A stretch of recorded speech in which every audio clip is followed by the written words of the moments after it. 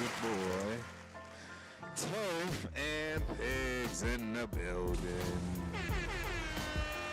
Cheers. Salute. Yo, salute. Right off the whip, this one is a difficult one. Difficult. Crying like a 2-year-old, mad, pouting. But look what I got on.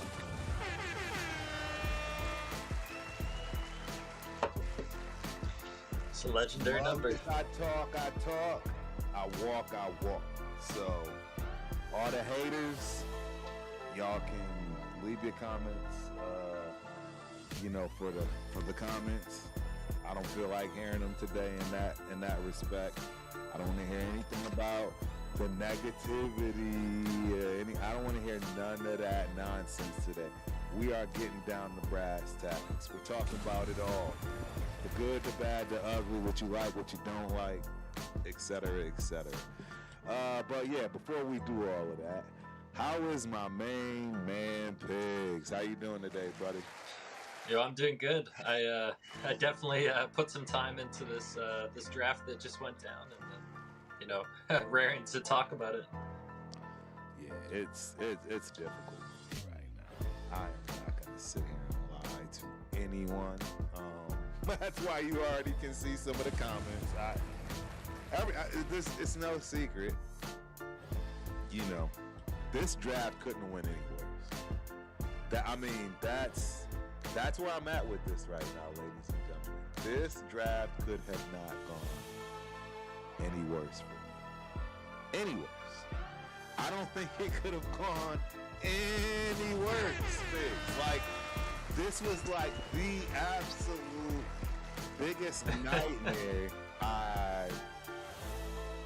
Yeah, they certainly caught a lot of people off guard yet again. Another back-to-back years of doing a bit of the unexpected, but at the same time, they seem pretty confident about it. The press conferences and such. So I guess they are very confident. They are very confident. Oh, you should see them. They're flying through the moon.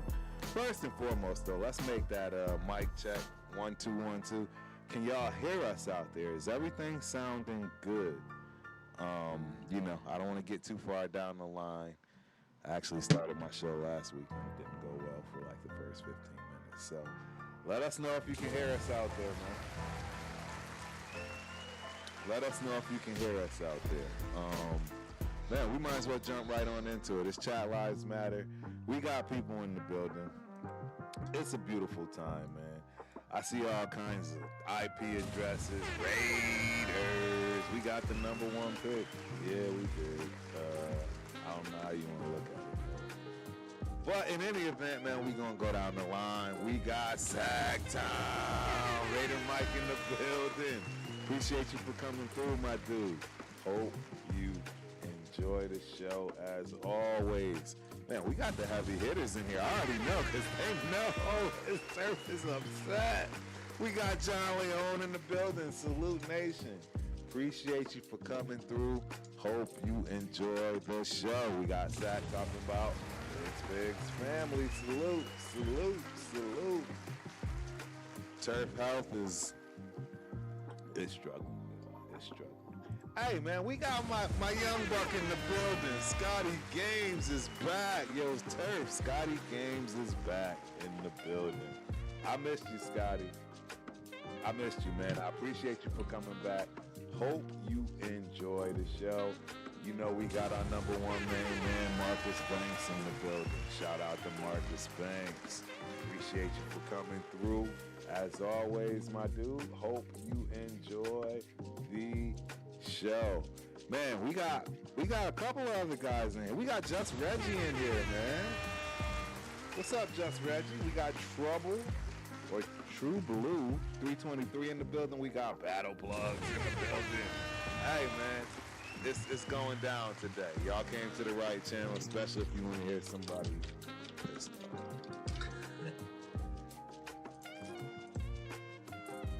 off. So it does sound good. Okay. Okay, good.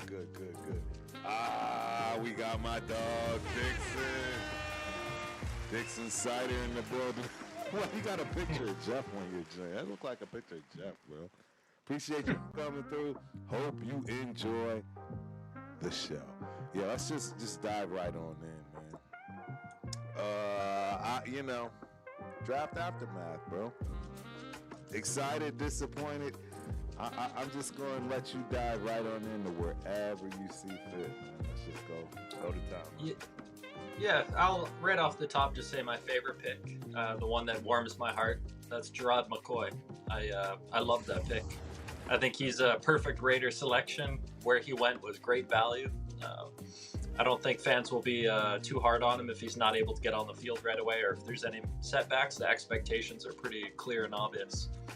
He has a nice runway ahead of him to get healthy and make an impact when he makes an impact at 4th round. Yeah, no, I agree with you on that. It is probably the only bright spot for me. I mean, outside of, taking care of a need in terms of the offensive line, we got a guy that, can play guard tackle. Yeah, the versatility. I'm really excited about that. We'll dive into that because it was a need. As everyone knows, we also took care of a need with the number 1 spot. Turf ain't happy. We'll dive into it for all the reasons why Turf is not happy about this.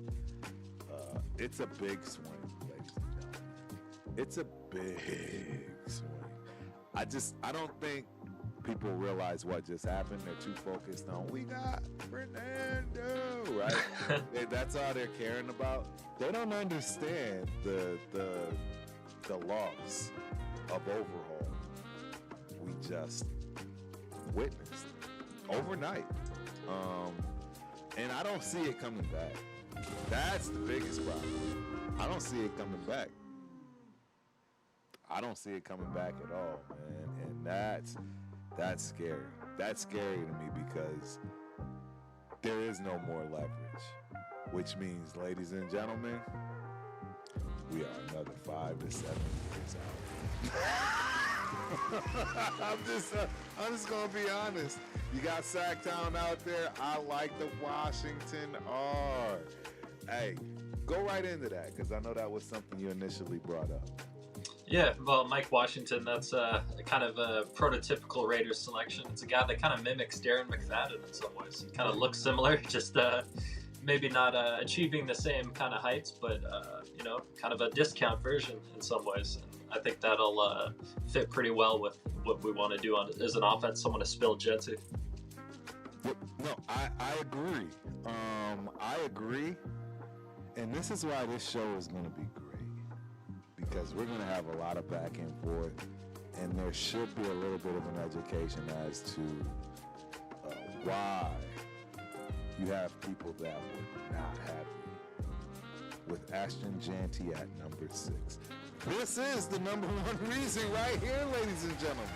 You think they decided to just go spend the pick on the running back for no reason? And mind you, there are plenty of them in free agency. There are plenty of them in general across the board. But after picking at number 6, supposedly the best running back of that draft class, the very next year, you go pick a company. Bro,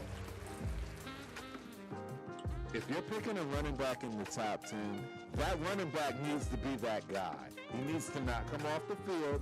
He needs to be an every down back. There needs to be no secondary guy that matters. They're just there to spill them. They're just there to make it make sense. We just picked a guy that could potentially be better than Ashton Jeanty.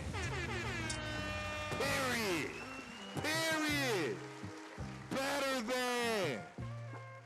Not just better than. He can hit the hole and go. Pause. He can do all those things. Jeanty can't do that. He's going to be very lucky to ever see a 70-yard run in the NFL. Very fortunate if he ever sees something like that. that's just not possible. It's kind of the perfect lightning thunder kind of arrangement. It is. It is. I agree with that. Like Chris Johnson, Lendell White kind of complementary roles. What a beautiful combination to bring up. That was one of my all-time favorite running back duos of all time. They'd probably be in my top 3. Perfect mesh. Yeah. But the problem is we picked this guy up with our first pick of the previous draft.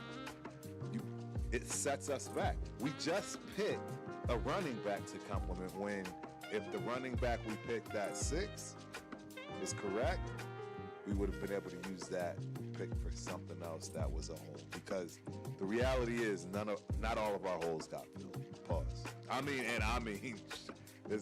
think we still got plenty open, including the guard position, right? The guard position is no guarantee. The tackle position is no guarantee. And you know me. I see Colton Miller out by week 8, week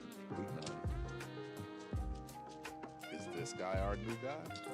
Yeah, the selections right behind Washington, there was a number of guys that I really was quite high on.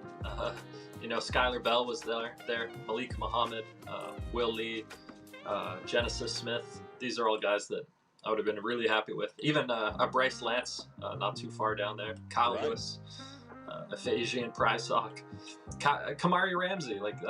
It just goes on and on with the names that pique my interest. But yeah, we had to use it on a fairly premium running back who admittedly, he went where he should have went, kind of 3rd, 4th round, but still a whole lot of other guys went in the 3rd, 4th round that I think could have been more late 2nd, 3rd value. And yeah, I hope he's able to produce some home runs for us, because that would make the pick worthwhile. But big expectations for a home run hitter. And isn't that amazing? Yet this is year 2. We're yet picking another running back, and we're hoping still. Because don't get it twisted, ladies and gentlemen. This Mike Washington Jr. pick is not a guarantee. This is not a rock solid. Ha-ha! Protect the Shield podcast. Building. Y'all know what's up, Chris? Yes, you know that is a TRS member. That is right. That is an affiliate right there, man. He actually took time out of his life. Money, job, cars, all that, right? You know that's... Man, Chris went into the draft, man. And yeah, I saw some photos. They looked pretty impressive out there, representing bad, nation. Man. I feel bad, man. It's just horrible. I feel bad, bro. I really. You wanted to be there, but I did too. So yeah. So the intention was there. I couldn't make it, and shoot, man. There's so much. There's a lot going on. I couldn't make it. My wife had to head to Minnesota. Shout out to them GGs. Yeah. They had, the banquet, the end of the year banquet, all that good stuff. But unfortunately, it brings me to a part that, I am definitely not wanting to talk about. I actually told Pigs about this earlier, and it was probably the first thing that I should have laid out with. And hey, look, this is a sports show. Life happens, ladies and gentlemen. Life happens.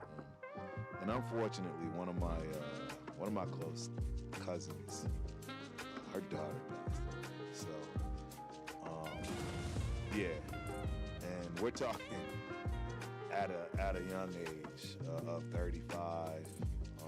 This is devastating for us, for the family. It's still a shock. It's only been a few days. Shout out to Chris, man, because I know Chris actually not too long ago just went through this in terms of a young family member passing in an unfortunate accident. And yeah, man, it just brings us back to realizing that life is too short, right? I'm here, I can act like I'm mad, all this good stuff, but the reality is I'm still here. It's just tough, man. I'm hoping I can make it to, the services, etc.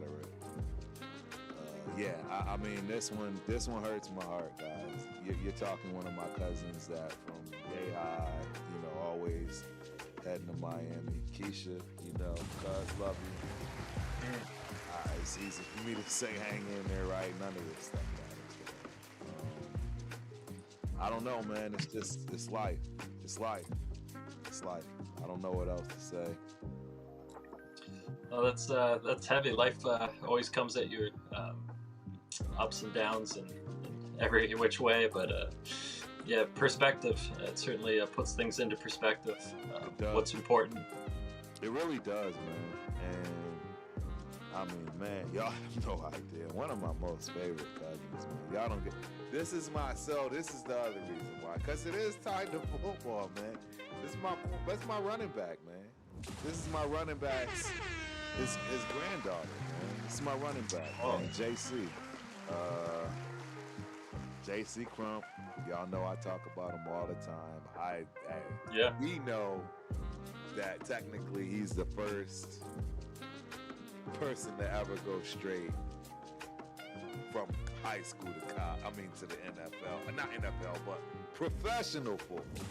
I will say that. CFL, yeah. Definitely it's real football. Yeah, it's legit. He didn't go to the NFL, but he definitely went to Canadian football in the USFL. Basically out of high school. So, this is his granddaughter. It hurts, man. I don't know what else to tell y'all about it. You know, we push through. We're gonna go through the show. I don't have a choice, right? This is what we do. We get through it. But shout out to Keisha. Shout out to the Trump family. Granted, everything works out. I'll be down there. Yeah, we'll get through this together. So I'm gonna leave that at that. Yeah, let's move on. Let's try before y'all got Turf turning the camera off. All that good stuff. Yeah, let's try to move. So where were we at, man? We were talking about Mr. Washington. Yeah, we were talking about the running back.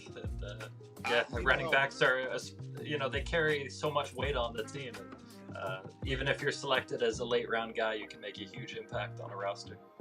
So this is the part that is really throwing me for a loop.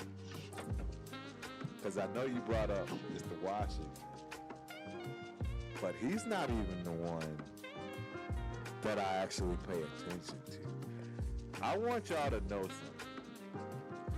There's a lot of reasons why Mendoza was not a high pick for me. Several reasons. But one of the biggest and main reasons are the pieces around it. The oldest, right? Usually wisest, right for the game.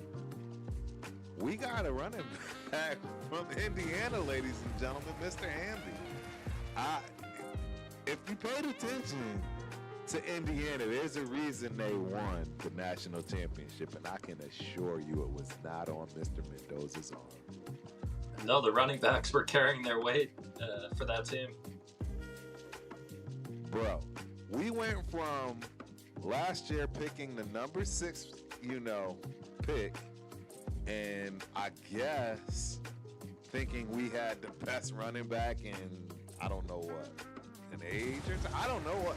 Y'all the ones that love this kid. Since Barkley or Bijan. Yeah, you know what I mean? That's what. And now, in my honest opinion, this kid might be the third best running back on the team. It's third best. Third best. Very, very possible that your crowned guy last year that they picked up could potentially be the third best running back on this team.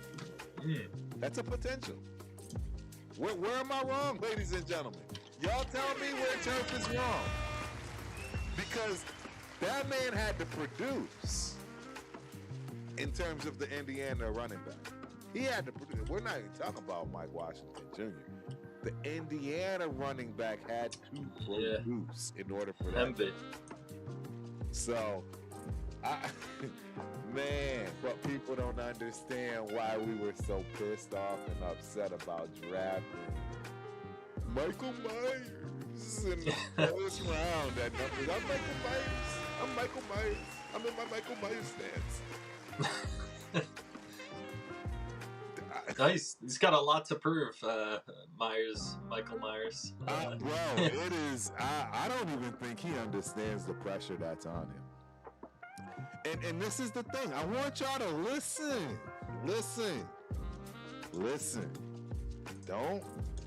Don't listen to respond to come up with your. Listen to what I'm telling you. No professional football team or organization is going to pick a running back like Ashton Janty with the number 6 pick, thinking that they're going to have to turn around and do something again in any round of the next draft. They do that because they know something that we don't. I'm just telling you straight up. You can think how you want to think, believe how you want to believe, but the fact that they pick not just one running back, but 2, tells me all. Well, Hemby was UDFA. No, I get that. No, I get that, but that's my point. You're still picking up running backs. And I think everyone expects a guy like Hemby to stick on the roster because of the connection to Mendoza and all this. It's too perfect to set up. God, and I am preferable to rookies over vets for running back in this modern game. A guy like Hemby, like he's 23, so he's got a lot of experience already. A ton of rushes. I'm trying to tell y'all. It's so. First and foremost, I was not happy with last year's draft at all. I'm still waiting to see where that comes to fruition. That's the question I have for you right now. I'm putting you on the spot, and it's hilarious because I wish you respect that because I want to hear his thoughts. Where are you with your first draft class?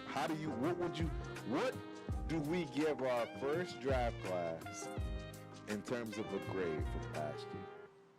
Yeah, this is so incomplete. It's not even funny. Like that's one of the biggest issues I have with Pete Carroll is this dude kind of wasted a season. Like the season where we could have found out what we had, we found out nothing.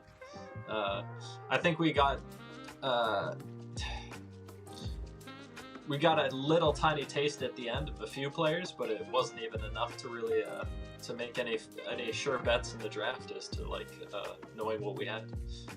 Yep. Dude, I'm sick. See, because I don't think people understand. This exponentially pushes you back down the line. Just keeps pushing you back. You have to hit on your draft. That's where your team gets built. It's in the draft. It's not in free agency. It's not anywhere else. It's in the draft. And we are absolutely struggling right now. Name me anything that makes sense in the last 3 years. No, if we were winning, it would all make sense, but we've been losing a lot, so none of it makes sense. It's that simple. The Tyree Wilson trade was kind of a cherry on top of just the nonsense coming full circle and being completed. What happened to him this season? Yeah, no, I think all the people who doubted Tyree Wilson were proven right, basically. He never really looked like he belonged. He always looked like he should have been in a development league of some sort, like getting his bearings under him, but inevitably he was getting starting reps or important reps for us and just not advancing his game. And so now he's looking for a fresh start, which is healthy. Like, I think he needed that fresh start, so it kind of is what it is at this point. Shout out the Raiders since 1980. That's me too, boss. He's born in the 70s. McCoy is the player I'm most excited about. I haven't been this excited about the Raiders in 20 years. See, that's where you lost me, man. And we seem to be of the same age. I have not been so uninterested with the Raiders since. Yeah, I don't think y'all understand. I think we just set ourselves up for a minimum of another 5 years of nothing burgers. I guess, Turf, what would you have needed to see out of this draft to feel more confident in the direction we were heading? Like, what sort of selection would have been the deal breaker? Right. The deal breaker for me. So this is exactly how I'm gonna put it, because I've been saying it, and I'm glad you said this, because the reality is last year we put the running back at 6. Should have never happened. It set us back because we clearly just picked another running back, right? I just if you don't see that, I mean, why am I even having the conversation? If they did so well last year with the first pick, why did they just go get 2 dogs at running back? You tell me. The argument for the Arkansas running back is maybe he slipped in the draft and the value was too good to pass up, even though we could have justified other selections and other picks for the roster. But and I'll take value. I'll take that. Yeah. But what about him? Yeah, Hemby, I reckon the personal relationship with Mendoza, maybe kind of a favoritism signing, like an insider trading kind of deal. It picked up a few, right? Yeah, we kind of got lucky with Hemby. Yeah, I think the wide receiver from Indiana too. Yeah. There was a number of Indiana guys that have tagged along, which is super awesome. Like, you kind of hope that if you take a superstar, his dudes will want to rally. I agree with that. Now that's a positive. Yeah, and that helps keep the camaraderie, right? It helps try to build something. It helps put a foundation somewhere, especially when you don't have a number 1 wide receiver to begin with. But that's a whole nother conversation. Yeah, the no wide receiver selection, like you had Skylar Bell there, but you went with the running back too. But and we don't have a number 1 wide receiver. And Bell is a guy I felt could have been that, so that's pretty wild. So, we literally do not have a number 1 wide receiver. We literally don't have a number 1 wide receiver. How many times do I have to say that? We literally do not. There's not a single wide receiver on our team that anybody would pay worth anything to be a number 1. Not a single one. Tell me I'm lying. No, that's the truth. Our guy right now, who I think most confidence is getting behind, would be Naylor, just due to the experience. But I don't think anyone expects him to take over and dominate games. Like, how do you feel if you're Kirk Cousins? Yeah, Kirk. I think Kirk is just happy to be getting another shot at this point. Like, he's probably just thrilled to have the opportunity. With what though? Well, it's got to be Bowers. Bowers is like his saving grace. That's my point. They're setting him up. Like, it's like.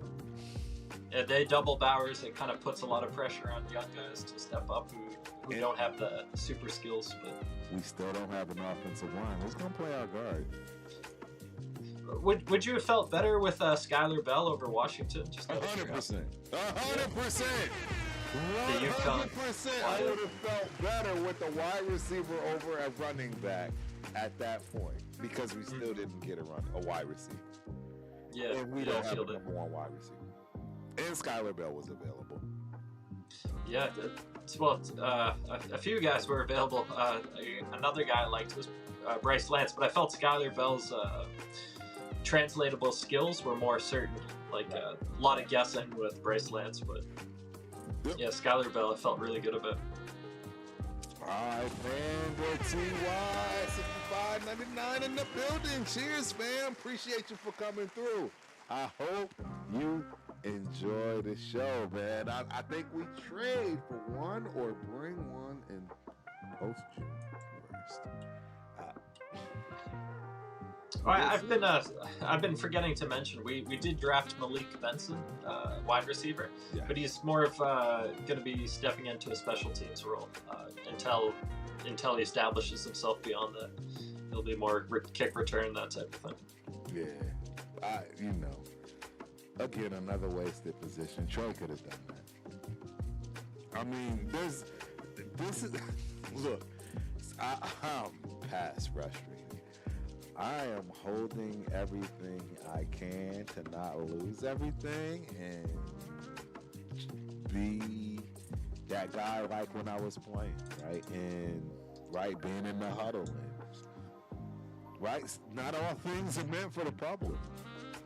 And that's how I feel right now. I'm going to just be honest with y'all 100%. I hated this draft more than probably any other draft of my life. Holy smokes. Yeah. And this is the draft where we're going first overall selection. That's pretty wild. That's my exact point, because nothing went my way. Look, we needed points. We needed points, man. We needed points, meaning we needed picks. We needed first and second round picks. We needed 4 to 6 first and second round picks in order to really turn this thing around and actually have the ability to make it through the playoffs. And we had, and when I say make it to the playoffs, I don't mean just make it to the playoffs this year and now we still, no, I'm talking about we could have filled every single hole and then some with some depth, particularly on the defensive side, and really been set up for the future. Like that old school Raider way. That ain't gonna be the case no more. It's not even remotely possible. We went from 4 to 6 picks in the first and second round to none. Yeah, we're all in on, this is all in on Mendoza is what this is. That's it. It's all in on me. And guess what, guys? He's not even gonna play. He's not playing the first season. Y'all really? Well, I mean, Kirk, I could see him potentially getting injured. Like, it's just kind of what's happened. So we will have someone step up. We're going to throw Mendoza in with the offensive line that's going to get Kirk Cousins hurt. Yeah, that's exactly it. Yeah. To watch him see ghosts like Sam Darnold and call it a day. I don't know what we're doing, bro. I am so pissed. Hi. Maybe we can discuss specifically the second round pick, because that seems like that was pretty. That is one of the biggest picks. Yeah, contentious in history. I don't know. The third round one might be even worse. I don't know. I look. I'm gonna tell you how this. All I have to go on is to what's been done. Spytek's first draft was absolutely horrible. Again, name me anyone from his first draft that matters. Name me one person. One. Well, for our team, it's got to be Genty, but outside that, no one else has really had an opportunity. Who believes in Genty? See, that's my problem. But for our second round pick this year, it's not really given us a lot of confidence. Things have changed. Like, it's kind of more of the same. At all.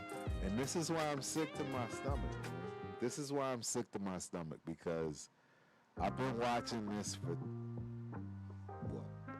87? Look, that's way too. 75, 82. 82 is when I started. 87 is when, you're of age, right? You're of age. 82, I was 7 years old. That's, seeing Marcus, toting the rock. That's where I came with. I've been watching this for a long time. I got hooked, unfortunately, at a unfortunate time, because that was the top of the totem pole for us. And I don't know if we'll ever get back. If we do get back, it won't be with anybody that's in the building. I want y'all to know that. I want y'all to understand that. There is a problem that you tend to see in all of corporate America, just companies in general, where there's people that just stay around and that stench can't get away. Doesn't matter what you do. As long as that regime, that front office, that thing is there. And unfortunately, I think that's where we are. I really honestly believe that. I believe that in order for the Raiders to actually really do anything moving forward, any and everything that Al had to do with it has to go away. Because everyone keeps trying to recreate what Al did. everyone has that nostalgia for Al's way, right? And I think that's why it just keeps coming back to bite us in the ass, because I think we'll form a badass track team. I think we got some of the fastest guys that the league's gonna see. Is that shit gonna translate? Flag football. That's how I see it. We're getting a lot of flag football guys. We'll pick what? 5'10", 180, something like that? Bro, I don't know what y'all watching. I don't know what y'all seeing. My eyes work. And maybe they don't. Maybe that is what it is. I am starting to realize, you know, in this old age that, yeah, stuff is getting fuzzy. Maybe my eyes ain't working. Pig, take over. You gotta talk. Yeah, you gotta we got a question here. We got a question from IMND. 6599. Yes! I would have rather had Boston over Stoops. Yes! 100%. A million times over. 1,000,000-1. Yes. Sorry. Yeah. Well, yes. Yes. Yeah, I mean, Stooks certainly has the versatility, but he is older, and Boston certainly had that nice upside potential, and he went so short after our selection. It certainly didn't feel great, especially on the heels of McDonald's going in our selection. Bro, I don't know how y'all don't see this stuff. Yeah, you know what? I really do think that we needed a safety, but it's not that I don't think he's has a high ceiling. It's that I thought there were so many safeties in this class that I would have been happy with drafting. Bingo, Pigs. That's exactly my point. We absolutely needed a safety. I agree. But at that price, and I think that's the part that people don't comprehend. I think he was still there third round. I think he's still there third round. Even a guy like somebody formidable. Kyle Lewis, he was the linebacker who I projected to be playing safety. He went 138th, which is the very end of the fourth round. Like, just insane value for Miami. And I think he's going to be an impact player year one. And so we took a guy in the second round who's older, and I don't know if he's an impact player year one, but he certainly has the right tools, and he's a coach's son, I believe. And you know, we drafted his teammate too, so there's some synergies there, but at the same time, I liked a lot of the value elsewhere in the draft, especially for that position. And that's the thing. That's the key that people got to understand. We're talking about value, and you have to go back. You have to go back to the second round and look at who was still available when we picked Stoops. Why? Yeah, that's tough to do at this point. This is gonna be a tough day for me. Some names that you would have liked, like Jacob Rodriguez, went just a few picks after. Bro, I couldn't believe that Rodriguez fell. I call him balling. Rodriguez from Texas Tech, right? A little bit of a fall, yeah. That was a ball for me. I think a lot of people were expecting maybe very top of the second, but even like Christian Miller, he's another guy that has a lot of value potential for a team like us.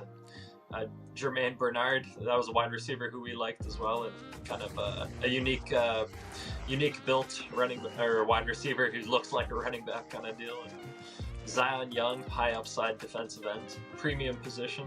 I like what safeties can do, but I acknowledge as well safeties just aren't as valuable as they used to be in the draft. So you can get that guy in the late second. You're not really having to overdraft them. I didn't understand it, and I'm not sure who else is drafting him if it's not us. So look, I'm trying to find a way to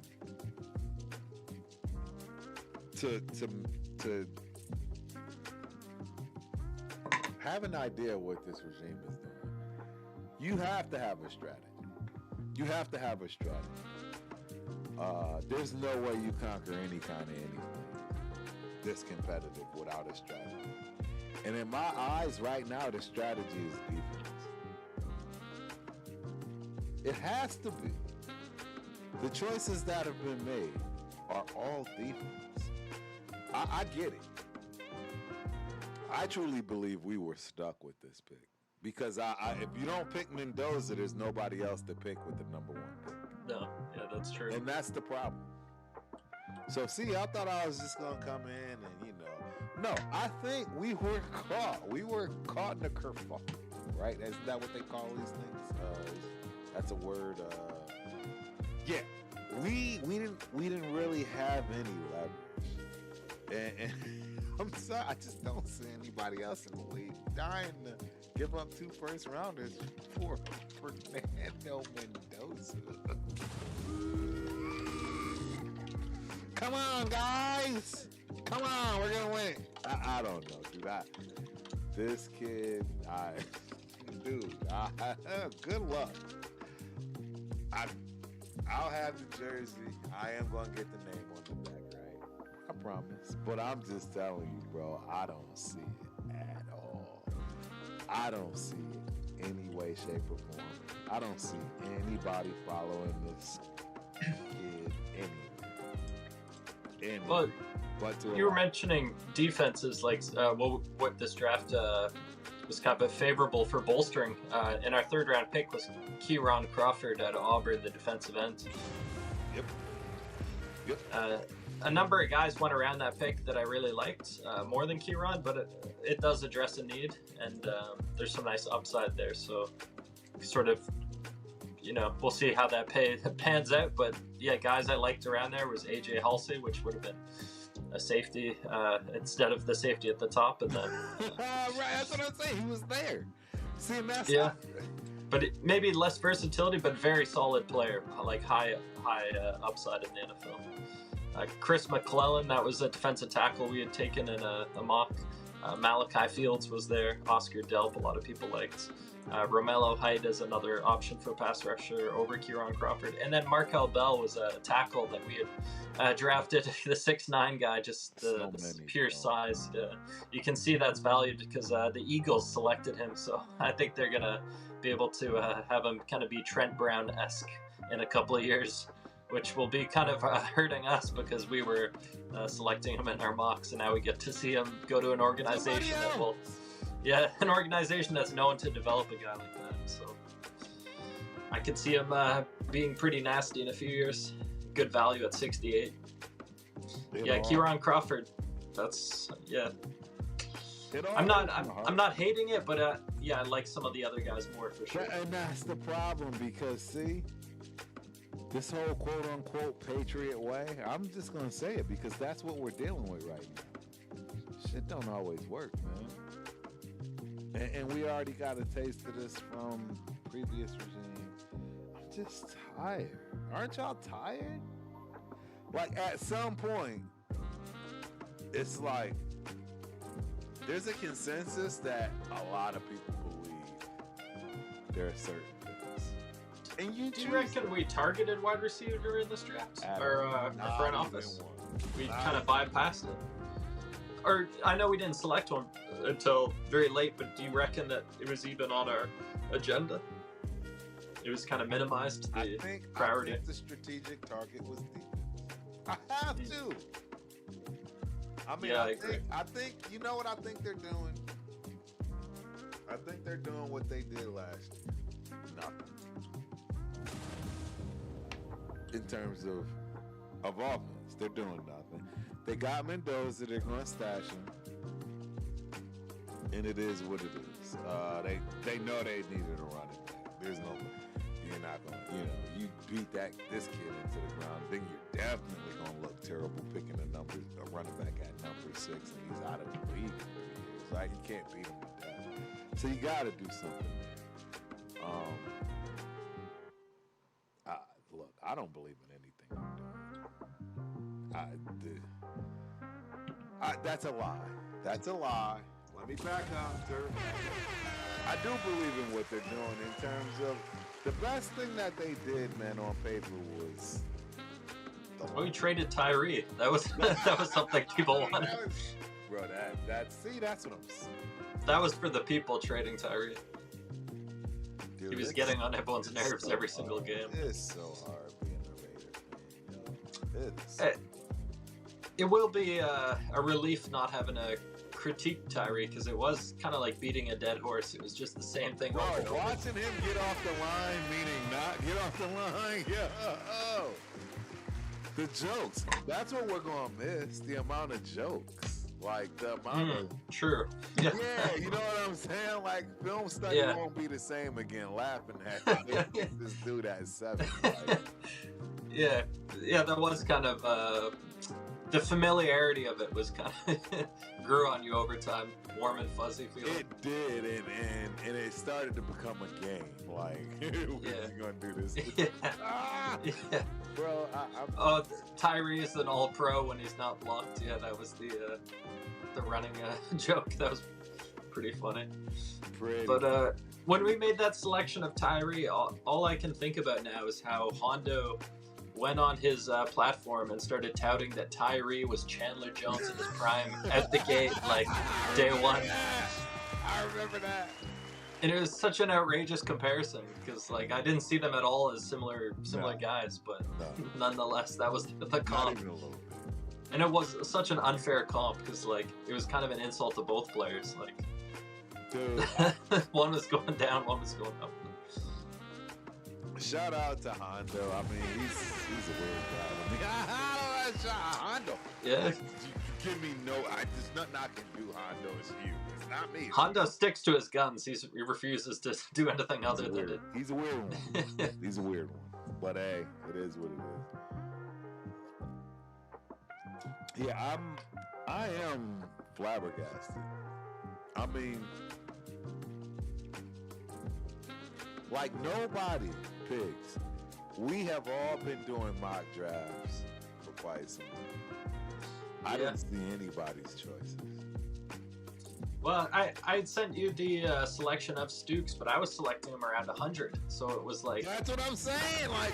A massive cliff. Had him, but I mean, now where he got picked, it's no different than Jack Bash.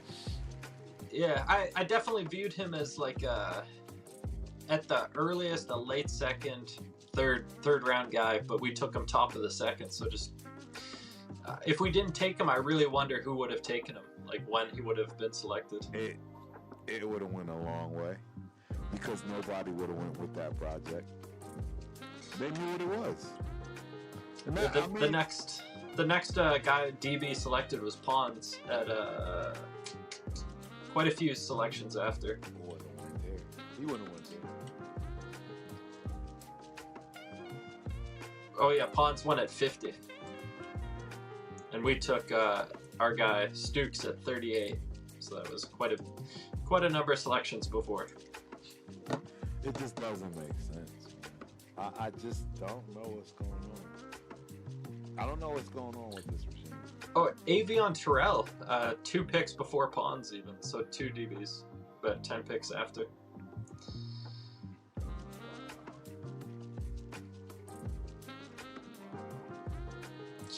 It'll be interesting to see who has a bigger impact at the end when it's all said and done. A guy like Pons or Stukes.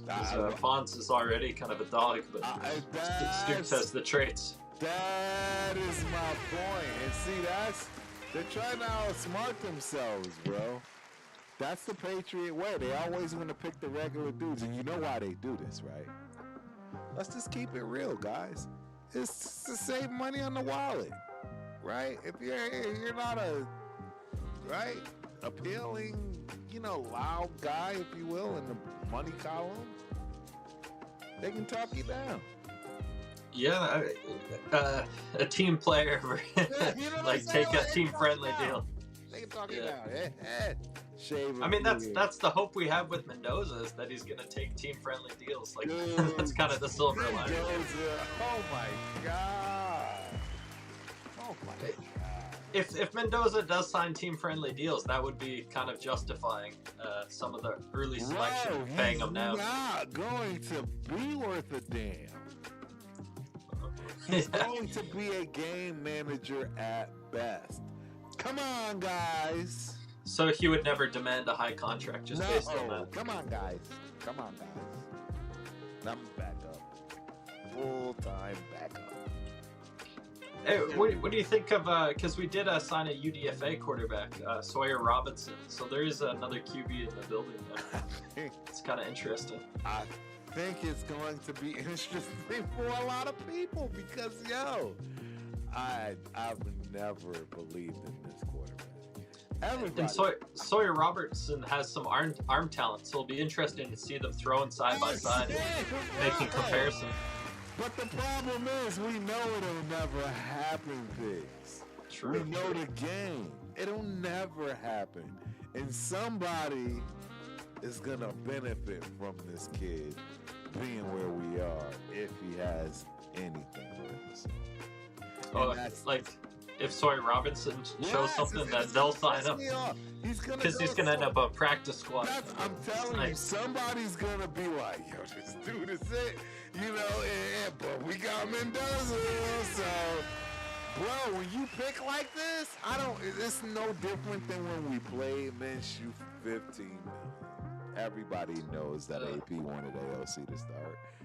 Anybody want to argue that? Does anybody want to argue that AOC should have started over Minshew after that debacle?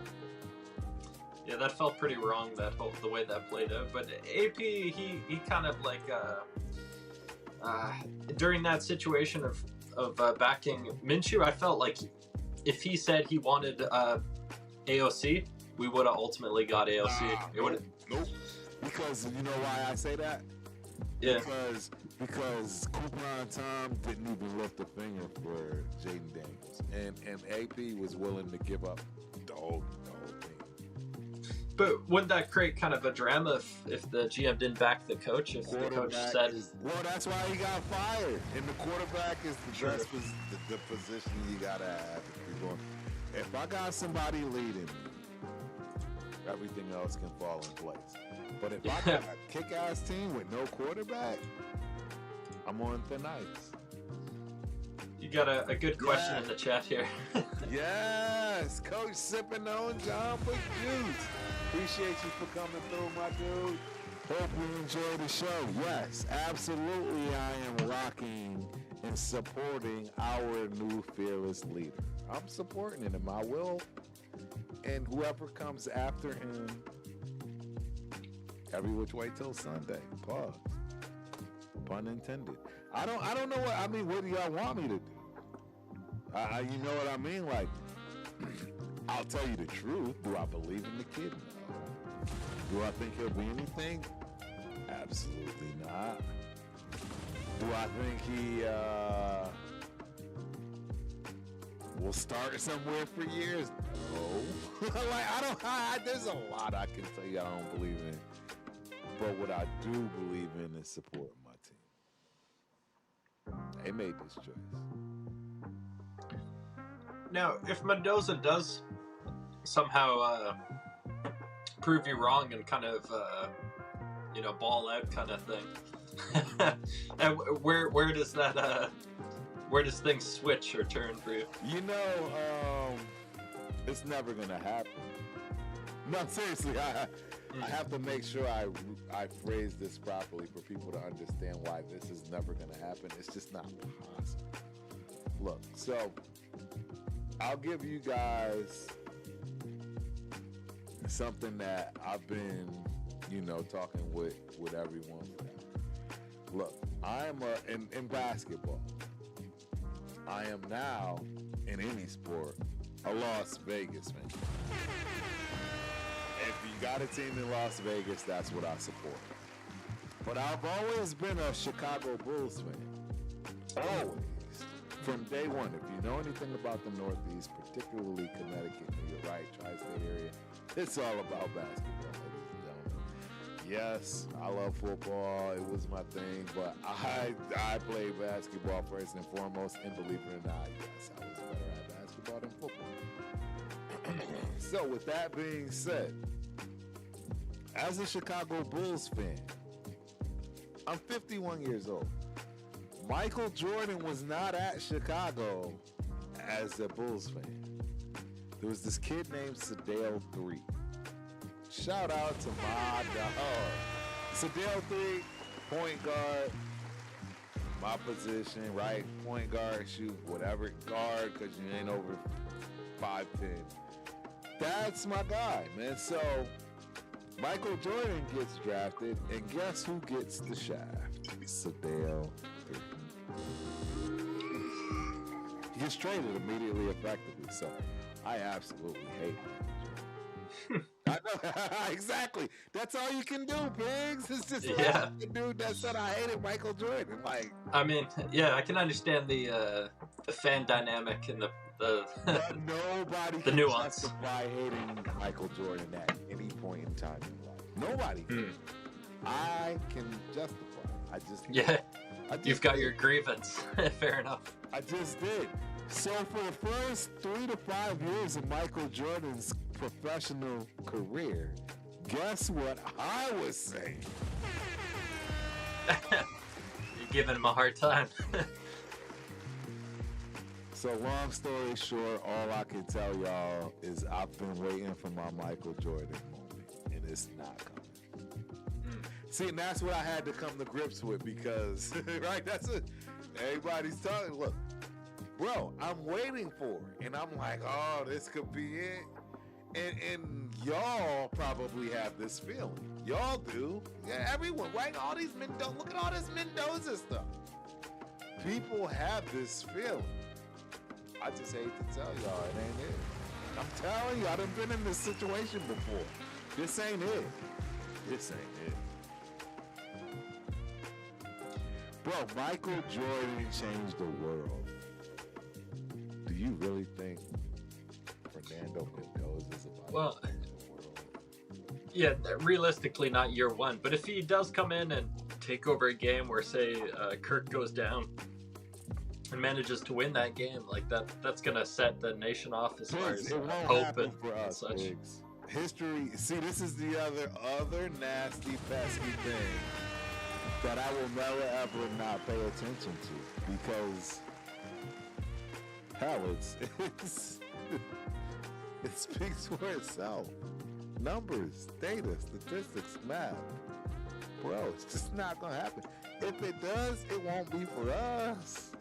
I'm not saying Mendoza ain't gonna be the best run quarterback ever.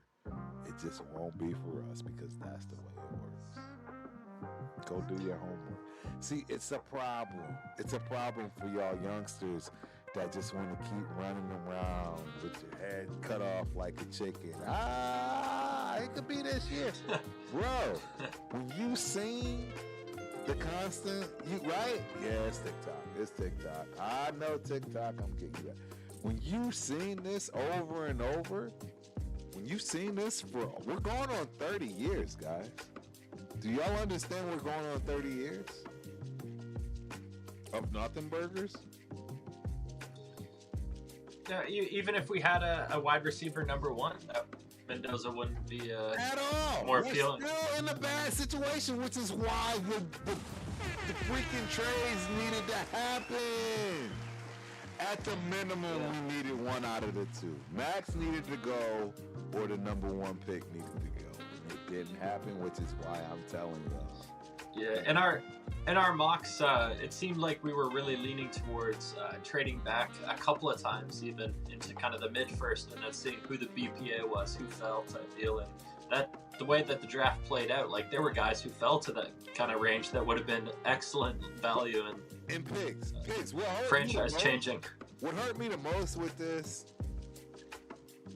and it's going to hurt me the most, because I know the truth that's gonna come out. No truth. Mm-hmm. Nobody's giving you 2 first rounders for Fernando Mendoza. Nobody's doing it. Are y'all kidding me? Bro, Jesus Christ. Nobody is giving up a first rounder for Fernando Mendoza, let alone 2. We are over here ecstatic and happy over the most basic quarterback I've ever seen in my life. Jesus Christ.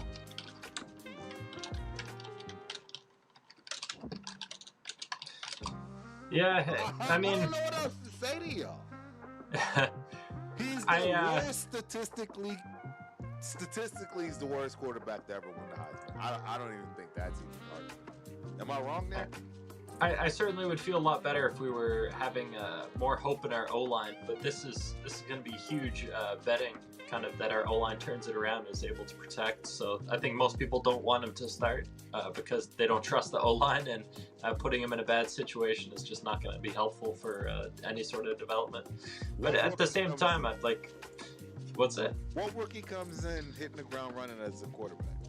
Yeah, outside Jaden Daniels or the guy out of Texas, Stroud. He's not out the woods. No, it's Stroud is definitely. A lot of people are already ready to give up on Stroud. Mm-hmm. Am I wrong? Like, they're ready to give up on Stroud, bro. Probably the best comp for like a rookie coming in and right away doing what's needed of him was a guy like Joe Flacco. He was kind of not making too many mistakes and allowing the defense, the strength of that Ravens team to shine, and just did his game management. That is the worst comp you could ever give in your life, because we're never going to see another Joe Flacco. No, Joe Flacco was unique for sure. Joe Flacco is a dog. See, this is what I'm trying to say. People don't know this stuff. They just... Bro, Joe Flacco is a dog. Yeah, he's different. He came up from a smaller school and... Bro, and he's 40-something still throwing that thing like yesterday. No, he embraces the true NFL game as it should be, like all the values of a football player he embodies. He's still being revered as a starting quarterback. And he's like 50. Yeah, it's impressive. And he plays a physical brand of football too. He doesn't shy away from it. I don't know what to tell you.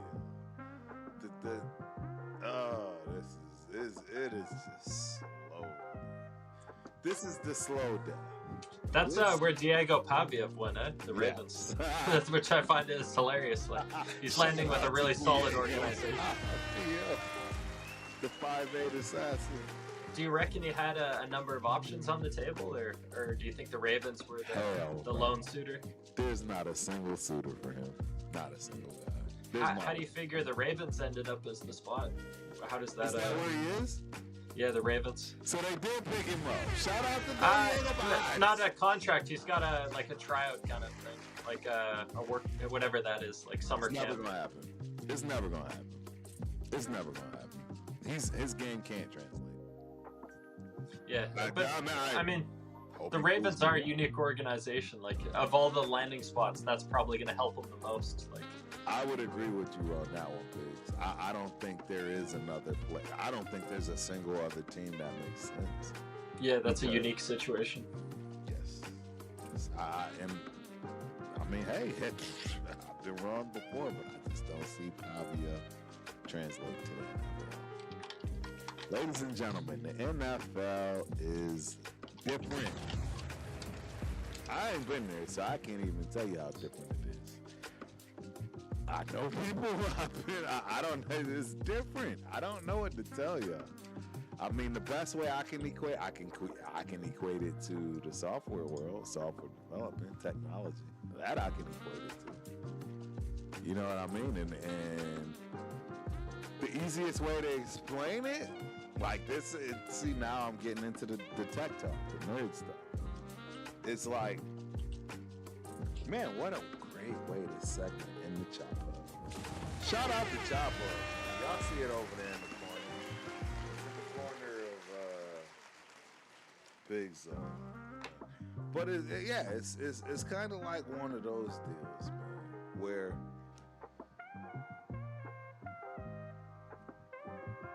it really depends on how long you've been around, right? And what value you bring. Because you could be around forever and bring value. But if there's something that's short, that chops the hub, if you will. Oh, that's a commercial. You step up in line. And that's where you at with it. You know, the times are changing, ladies and gentlemen. And I don't know any other way to explain it. But this goes for the NFL too. And right before our eyes, I think even Tom Brady's playing. right? Get him, sit him. I even think that's on its way out. I think we are in the era of, yes, you got to hit the ground running. You got to be a quarterback that can play your first year. I think that's where we are. I think you'll have all of everything you need, whether it's VR, right? All of the intangibles to show you who's ready, and then it's just going to be what it is. So that way you fail faster. I'm talking in tech terms now. I'm talking in software development in tech terms because it makes a lot of sense. You always want to fail fast, right? Meaning that, hey, the ideas that you had, you don't want them to go through 4 years to find out how much you've lost. You want them to fail immediately effectively. And I think that's been the meta in the NFL. Yeah, I think that's what you're seeing in the NFL. It's, hey, get in here, get out, as the quarterback. Yeah, and that's mainly a lot to do with rookie contracts. It's just so easy to draft a new guy on that way smaller contract than pay the old guy. See the pattern. That's what I'm saying. Like, yo, this is where we are, ladies and gentlemen. What do you think of that, though? Seriously, like, because that's where we are. I don't know how it goes backwards. I don't know how you turn this clock back. I don't know. Yeah, I think realistically, if you're selecting a quarterback in the first round, he's going to start sooner than later. It's just that's the nature of the market because, as you said, you kind of want to see what you have so you know whether or not to continue drafting premium picks in that position. But I do really like the strategy we went. What's that? Cleveland Browns. Yeah, the Cleveland Browns, perfect example of that. Like, they're going to continue drafting QB until they hit, for sure. But I quite like the strategy of bringing a guy like Sawyer Robinson in to kind of work against Mendoza in camp. We can, as fans, really watch the two and get an interesting contrast as far as what they're putting on tape to see where he stands. A good benchmark quarterback, another rookie. The problem I have, though, Pigs, they will never. This kid could have been Peyton, man. They're never going to give him the shot that Mendoza is. We know it. Yeah. We know that's it. The nature. We know it, and that's the problem I have right now. Because I know we're in that territory. I know we're in that world where we're locked in on Mendoza. And there's similar to how we were locked in on Gardner Minshew, Jimmy Garoppolo, and Geno Smith. Like it was the money written in the money, written in the contract. There's a regime change, and this is where I'm like, hey, either be prepared to sit for 5 years, or yet another regime change, and then have to hope that they hit. Don't y'all see the cycle? Dude, I'm tired of being in the washing machine. I don't know what else to tell you. It's rinse and repeat. I reckon there was other drafts by other teams that caught your eye. I'm curious what sort of selections in the draft stood out to you the most as like the drafts or the selections that you liked the most. Cleveland Browns did outstanding. Yeah, they did. I thought Cleveland did outstanding. I thought they addressed a lot. Yeah, they got the back-to-back wide receiver selections, Casey Concepcion and Denzel Boston, right after her safety selection. I don't even know. And they got Emmanuel McNeil-Warren on a bargain discount at late second. I don't understand none of it. I do acknowledge that Emmanuel McNeil-Warren didn't have like super elite traits, but he did everything so well that it did justify an early to mid-second. And he went late second to Cleveland, so that they did get the value on that. It's tough, bro. Right? I mean, and there were a lot of those. In terms of other teams really scooping up value. Yes. I think the Ravens got some mad selections. They got Ione Vega in the first. They've always drafted well, bro. And that's, see that, you know where that comes from? The front office. See, and that's what I'm trying to say. Like, you can change the things of the front office, but if the front office is right, you're going to be okay. And I think the Ravens are going to prove that, yep, they made some big changes. They made some big changes. But the front office is the same. The leader came out and told you, yeah, I'm making this. Like, you don't have a problem.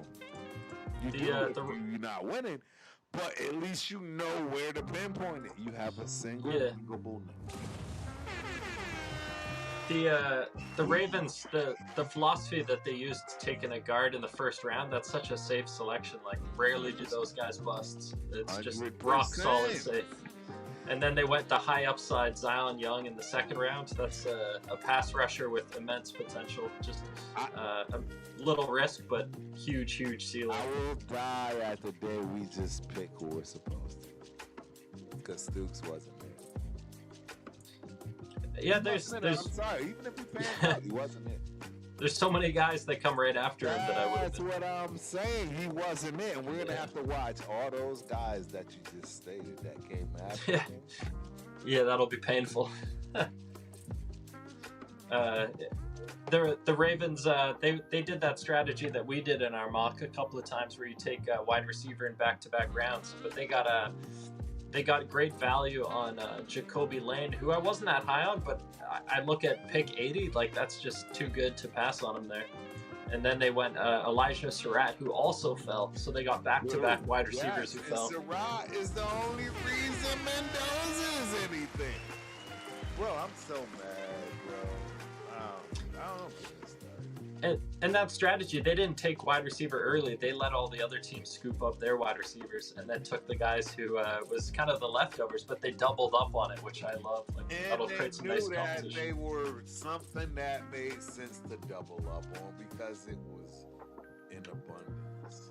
Mm-hmm. There were a few positions, in my opinion, that was in abundance. And we didn't count on any of them. The other team that I really want to give a shout out as far as like I love their draft, that would be the Tampa Bay Buccaneers. They got Ruben Bain at 15, and then they Ruben Bain at 15. Just insane selection. They got a really fun player in Josiah Trotter at linebacker who puts out great tape. Like, not great in coverage, but great at everything else. He came from the balls of a legend, bro. Jeremiah. Yeah, there's bloodlines. And then Ted Hurst, like a guy we really liked, and kind of looked like an ideal Raider. Bro, I am so sick about the Georgia State kid that I know more than I care to know about because it's from the great state of Georgia. ATL right there. They just got new facilities, etc. I know way too. Dude, I just don't want to even talk about it. You know what I mean? Like, it just pisses me off. What's crazy? That's not even my favorite pick for them. No, it's not. Keontae Scott in the fourth. Like that. That's just insane value. Like that dude is going to be making teams pay for years. Like the amount of quarterbacks he's going to sack and like put at health risk is kind of hilarious. Like there's going to be some serious retribution coming from Keontae Scott for the next few years. Yep. Yeah, this all of this hurts my heart. Like, for real.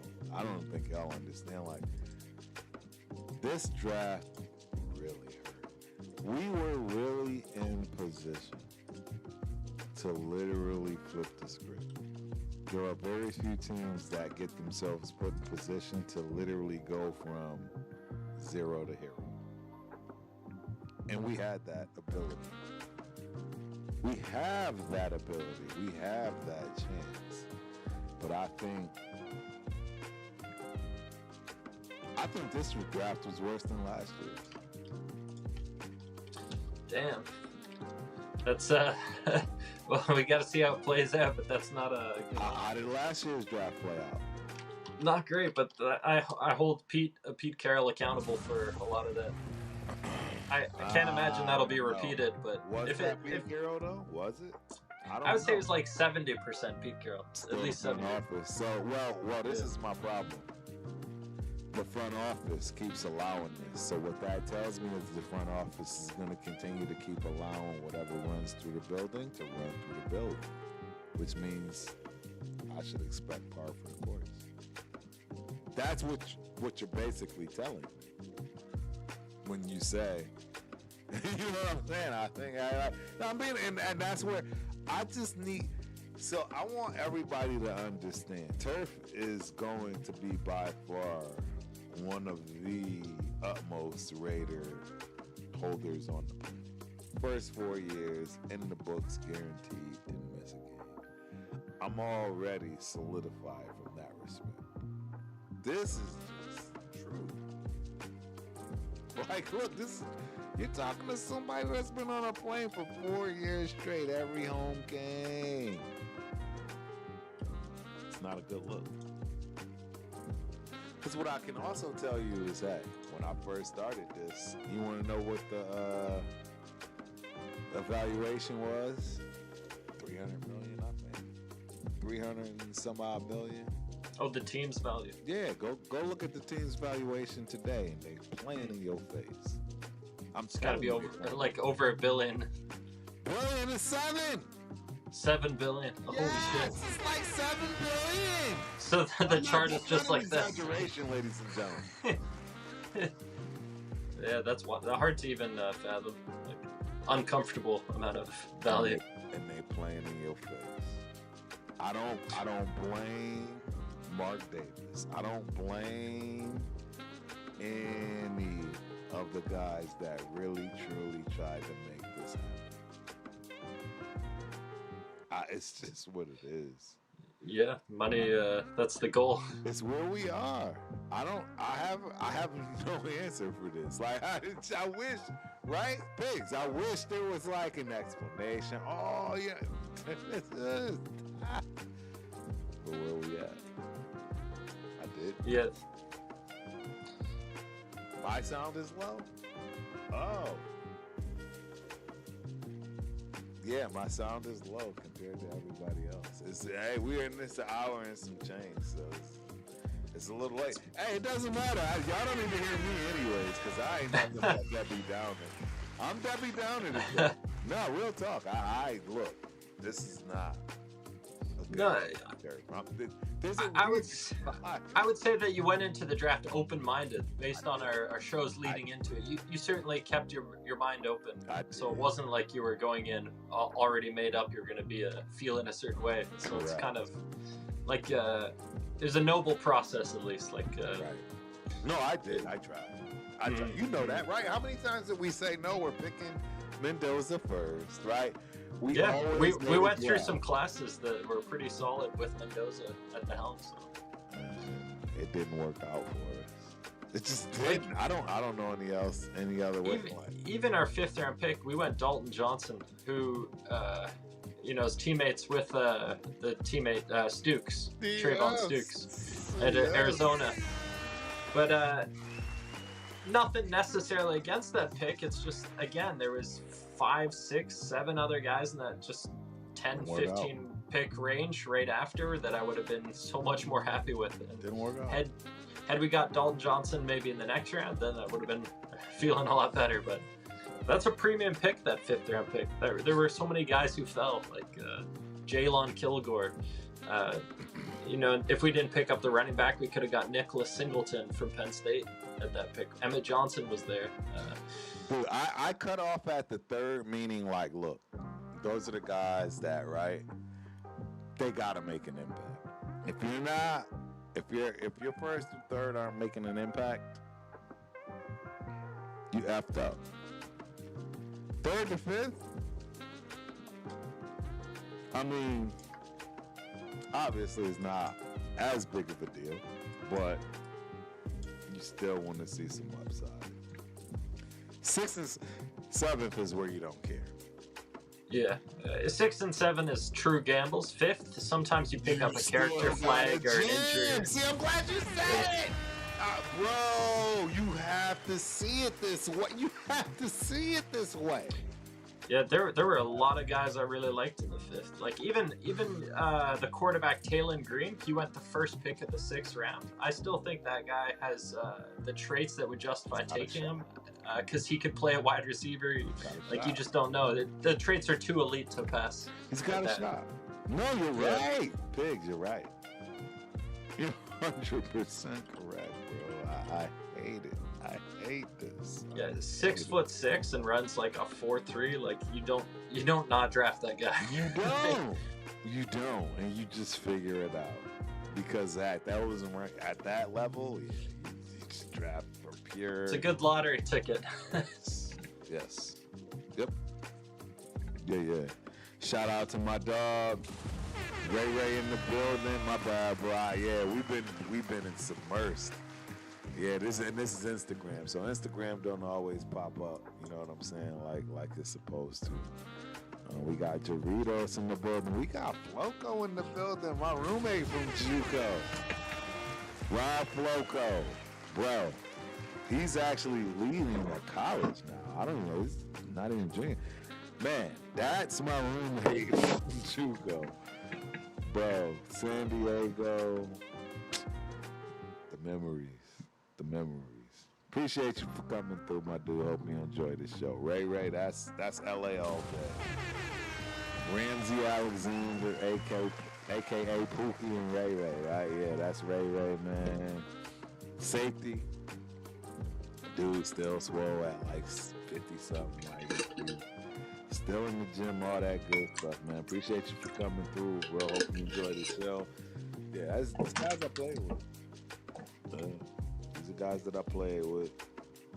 We're old timers now, man, but hey, we still got that mentality, so don't get into it. No, football it's still the same sport at the heart of it. Like doesn't matter. Collision sport. Doesn't matter. And hey, us old timers, you put us in a bad situation where the instincts kick in. You might catch the wrong situation.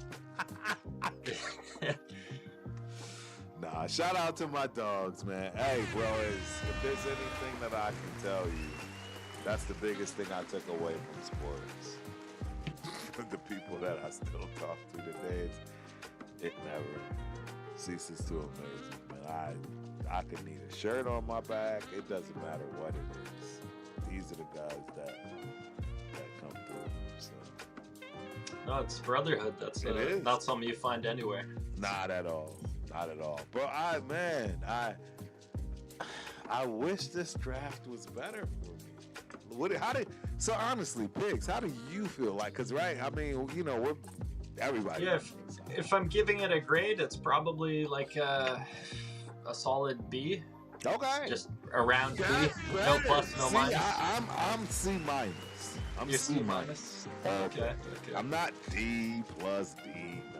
And take Mendoza entirely out of the equation. Are you still at C minus? I'm closer to a B. Closer to B. Okay. B minus. Probably I would give it a B minus at that point. Yeah. I would have to assume we've gotten some players that hit the ground and help us right away if we get rid of that pick. So that's why I would say that. And that's part of his problem. See, because people are going to grade his evaluation on him. The fact of who you are, it hurts. It hurts you.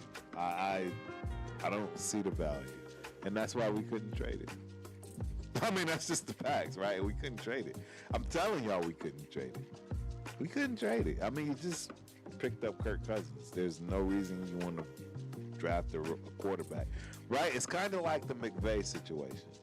I'd love to be a fly on that wall. For the Simpson pick? Let's just keep it moving.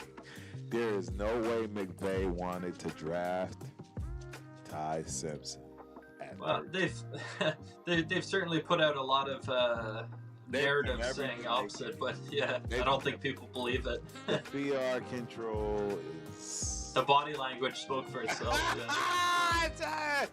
He wears his heart on his sleeve worse than anybody on the planet.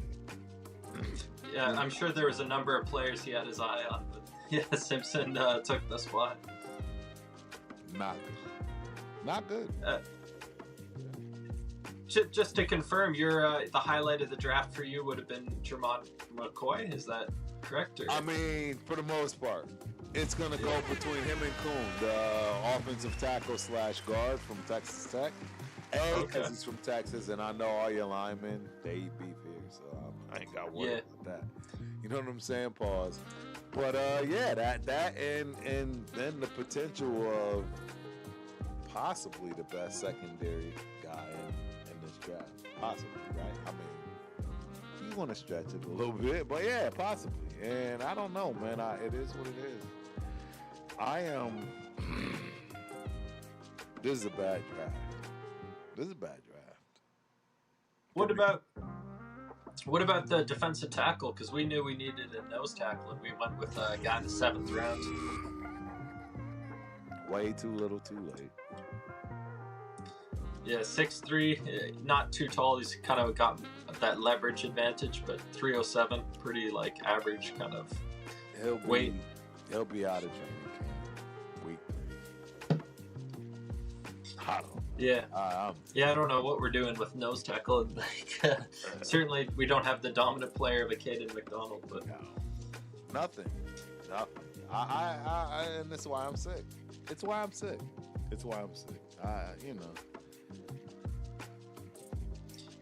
Got a couple of comments here from Coach. I ain't been paying no attention. Yeah, I'm sorry. Chat, I'm usually way better, too. Y'all know I'm way better than this. I haven't been paying any attention to them. Oh, my God. There are a plethora of. All right, chat. I apologize. We got a lot. We got Jamba Juice in the building. Sit one year. Coach sipping on Jamba Juice. You already know he's sitting. We got hello, person R. Blessed to be the father. I don't know what this is. Look, I'm just going to go through this stuff because I want to make sure I get everybody in. The sound is low, wide. All right. Browns are always a quarterback away. I Panda. TY 65.99 in the building. We got Fear Raider in the building. Raiders. Turd, your background music is louder than you, bro. Oh, so dang, I guess see? Nobody was telling me this stuff. Jesus Christ. It's all good though. I don't care. Y'all don't need to hear me anyways. Y'all know where I was at with this. We got Money Chuck in the building. What's cracking, Money Chuck? I was crossing the 2nd round when we didn't draft McDonald. And since I've done research on Stooks and I'm good. See, so you're good, Money Chuck. I'm not.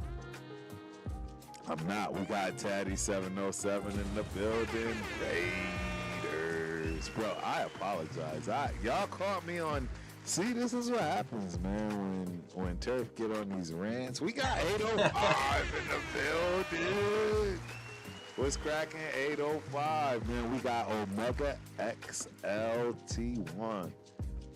How would we flip the script if we're not getting more than 2 first rounders with the first overall pick? You can't. That's why we're in the position we're in. That's why we got what we got. Man, we got another one. The one pull. J5 win. Yo, who they? The Bengals are one of the best teams because of the offseason. You're Bengals. You good. I don't know. Yeah. Oh, man. I'm glad y'all came through, man. I hope y'all enjoy the show, seriously. I'm sorry, normally I'm always pulling these up, right, Pigs knows, but I am a little distraught, bro. It's yet another season that I have to go through. So mind y'all, we are treating the same travel arrangements as last year. 3 games. I'll go to the opener. I'm going to bring my boys to one, and I'll go to an away. That's all the money you get out of me this year, Mark. That's it. Because at this point, I don't have a choice but to start putting my money where my mouth is. Because I've supported this team from day one, period, let alone from day one since they moved to Vegas, to the point where I actually bought a place in Vegas. And enough is enough, guys. I'm not going to keep spending my hard-earned cash, man. I mean, my family's suffering. You know how many vacations we could have? You know how many vacations we could went through? Well, yeah, I know, right? Gymnastics. Shout out to them Gopher girlies. Gymnastics kind of mess up. Travel life. That's another thing people don't realize, man. Hey, when you live with a gymnast, your whole world is over. That goes to all the rest of the kids. Like, yeah, like if you live with a legit gymnast, there is no vacation. None of that. There's always, otherwise you're gonna leave your gymnast. Like that's the only thing you can do. So yeah, we've all sacrificed, man. We've all sacrificed. But yeah, man. 3 games sounds pretty reasonable, though. You can the home opener, that's kind of been the tradition, so keep that going. And that's what I'm doing, man. That's what I'm doing because, bro, I put my money where my mouth is. If there's anybody that has the right to pout, cry, and complain,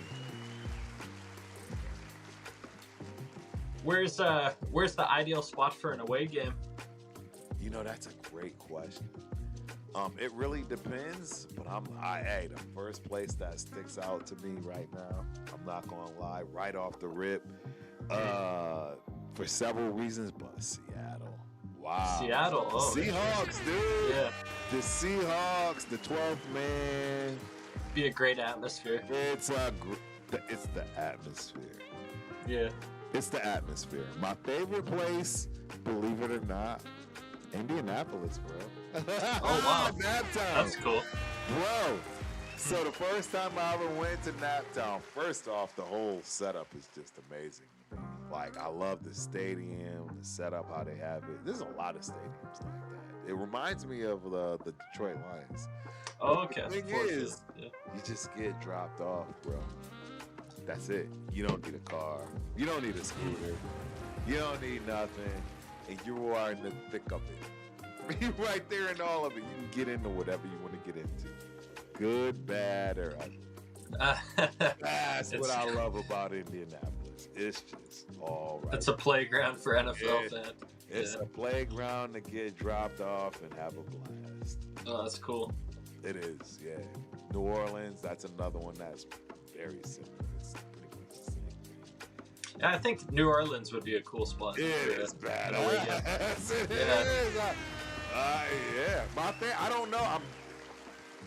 Indianapolis did a great job when I went. I'm just telling you, I was shocked. I was beyond shocked at Indianapolis, and I think that's why it still holds its weight. Detroit, I'm biased. You know that, Pigs. I mean, the city's those areas. If it weren't for the cold, like body could take it. You wouldn't. It's got a unique legacy and history, and it's all right there in the material of the city building and everything. It's all right. You can feel it. All right there. So. But yeah, those are my, Is there any place in the NFL you wouldn't want to go to a game? Like, I know a lot of people say Denver. Philly is too tough. Like, Denver. Philly, Denver. Philly and Denver. Dude, I didn't like Cincinnati, but I think it was the climate. Oh, fair enough. For the playoff game. Yeah. It was that one playoff game, 21-22, I think. They treated us like that. Yeah, weather can be a pretty big impact. I didn't like nothing about Cincinnati. They weren't humble about winning that, nothing. And they were... Cincinnati. Shout out to Cincinnati. Y'all sure turned Turf out. Like, y'all, right? Like, rarely do I talk bad. Yeah, Cincinnati did a number on me. I feel like a place that probably flies under the radar for fan experience might be like a Cleveland or something. Yeah, and it's funny you say that because that's one of the 3 stadiums I haven't been to yet. It's Cleveland. Oh, really? Cleveland, Jacksonville, and Jesus Christ, what is that? Green Bay. Those are the. Oh, serious? Oh, well, Green Bay seems like a must at some point. Like, it's guaranteed on the bucket list. Yeah, Guaranteed. And Cleveland flies under the radar. I think that's a sneaky pick. It's Cleveland, and we always are back. In fact, I want to say the Browns play us at home this year. Oh, true. Yeah, I always get, shout out to my dog, Coop. I know he's a Shador Sanders fan. And I, the other thing is my dad, man. I mean, that was the last game he went to against the Raiders. Cleveland game. Went to the Raiders Cleveland game, man. It was one of the things I could do for him, before it was over, bro. And I'll always cherish that game. So, hey, when y'all see me with, you notice I said a win. When y'all see me with Cleveland gear on, man, don't dare. You know where it comes from. Oh, that's cool. Yeah. Yeah, my golf bag. It's a Cleveland golf bag. My dad was quite the golfer, and I've inherited it all, and I'll be damned if I don't rock that Cleveland golf. You best believe it. Sure, I'll have the Raiders, towel, but yeah, that Cleveland golf bag is getting rocked, ladies and gentlemen. Slick, yeah. We drafted Brandon Cleveland. That was our final selection. Yes. That was, the nose tackle. Yes. Yeah. So hopefully it makes the squad and is able to get out there on the fields. That'd be pretty cool. I agree. Raiders Unleashed in the building. Turf and Pigs, what's good? Appreciate you for coming through, my guy. Hope you enjoyed the show. John Thompson, it was a good draft. It depends on who you are, John. Because it wasn't a good one for me, bro. Let me see what else he said. The team is building it right. I like how we addressed the secondary, bolstered the running back room. See, that's where you're losing me already. Why do you bolster a running back room that drafted a freaking running back at number 6? Why are you bolstering any of that? I'm sorry, I digress. Let us cook with what we have. What are you cooking with? You don't have nothing. John, see, this is why I can't do it. With what we have at wide receiver right now, which is nothing. Nothing. It doesn't happen overnight. I agree with that. Get that run game right. You talking to a running back, bro. That's Marcus Allen right there. The best one for Raider Nation to ever do it. Well, except for arguably, that guy that wore 34. Jackson, I think. But yeah, big dude. Nah, shout out to John, bro. Appreciate you for coming through, man. Hope you enjoyed the show. Oh my God, Raiders Unleashed. You got another hour, bro? You show up late and have the nerve to ask that question, what I didn't like about the draft? Pigs, what is wrong with these people? Oh, yeah. Yeah, what you didn't like about the draft. We've laid that out pretty... Everything. Covered the bases. First, second, third, right? I'm going to be honest with y'all. I've been saying it from jump. It's like we can't get right. What movie is that? You just can't get right? Yeah, that's the movie. Can't get right. Bro, our first draft, garbage, but free agency, literally non-existent. Second free agency, pew, through the roof. I couldn't believe when we did this free agency. That was exceptional. Amazed, ecstatic, so happy to turn around again and have, arguably, in my opinion, probably the worst draft in 5 years. You let Coupon Tom out, dude. Yeah, I mean, that Bowers selection is hard to beat. Yeah, then we might have a right tackle out of it. What's his name? Glaze, yeah. See what Glaze does. Bro, I'm sick. what grade would you give our UDFA class? Because it seems like there was a number of guys. That Obviously, was the running better back. than everything. Like, it was like, you could have just did that. I would give that a B. I would give the undrafted free agency class a B. The kicker really stands out from Hawaii. That's solid value. I'm glad he chose Las Vegas. That seems like a great fit. The running back might be the best running back in the freaking running back room. And him be like, bro.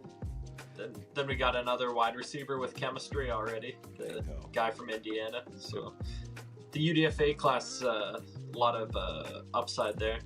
Boxes checked. Yep. All right, so I got a question for you, Raiders Unleashed.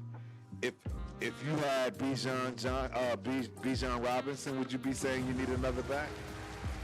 And I ain't talking another back like the back we needed to get. I'm talking just any other, right? Do you need another? If you had Saquon Barkley, would you be saying you need another back? I'm just asking questions. Because when you pick a running back at number 6 in the first round, it shouldn't even be a thought. I'm just letting you know. I mean, I could be wrong. It seems like Raiders Unleashes, his point is that Kubiak's system demands 2 high-level running backs. So in light of not having a vet step into that spot, you kind of have to then get someone high value. I understand it, but the bottom line is there is a cost. And you're paying it, brother. And that's the thing. You don't want to see it. But you're paying that cost. You just paid it. You picked up running back at 6. At 6, you should have been picking somebody that probably is going to wear a gold jacket on your team for 10 years. And I don't see that from JT. I don't see that. We'll be lucky to keep him longer than JJ. Like, you see what I'm saying? Do you understand this stuff? I don't know. Losing Josh Jacobs obviously sucked, but and none of these backs we have now are better than Josh Jacobs. That is exactly the point. Not a single one of these dudes. You could put 2 of them, maybe even 3 of them together, and they're still not better than Josh Jacobs. Who's this Corey Rucker? I know Raiders Unleash, he follows the Arkansas teams pretty closely. I'd be curious what he thinks.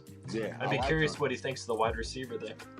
Yeah, Arkansas, I remember Arkansas vividly because of Darren McFadden. I followed that season pretty close, but outside of that, I haven't followed too closely. But I know I watch them for a lot of reasons. They have a great gymnastics program. It's hilarious to me. They actually asked my daughter to walk on. In Arkansas. How does that look? Arkansas, y'all got... Nah, she do that. You know, she's still in the game. I just say it. I do find that hilarious. You know, my All-American baby girl. Shout out to my baby. All-American sophomore season. That's right. Minnesota, that's a golden gopher right there. Yes, she is legitimately an All-American on bars.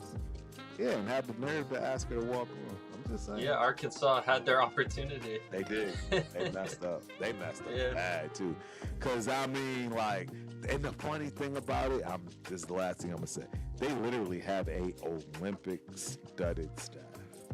Like, I want to say literally every single coach at Arkansas was in the Olympics. Shout out to y'all.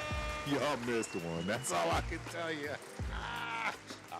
I don't know. Season's over. We only got 2 more left. I don't know. I feel like talking.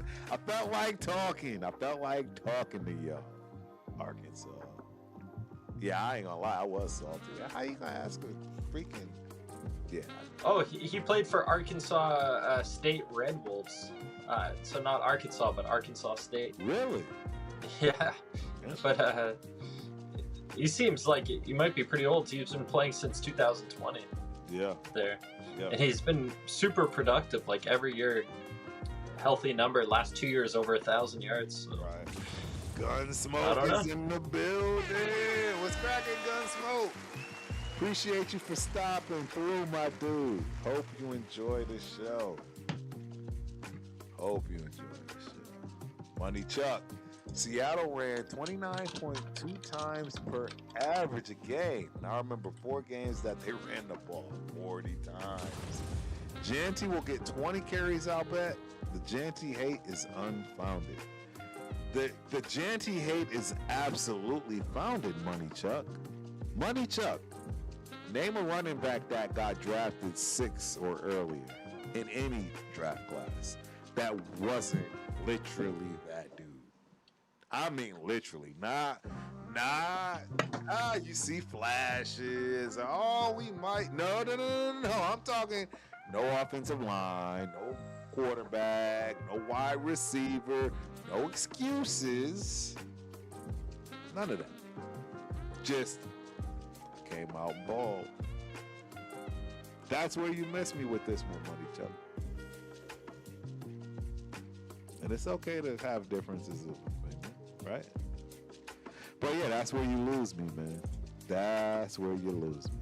Yes, like when we had Bo Jackson and Marcus Allen, you got to be realistic. See, you can't just throw that out there. The young folks, they not gonna know nothing about it anyways. But the young folks know that Marcus Allen was way past his prime, if you will, when him and Bo Jackson were together. I shouldn't say way past, but clearly past his prime.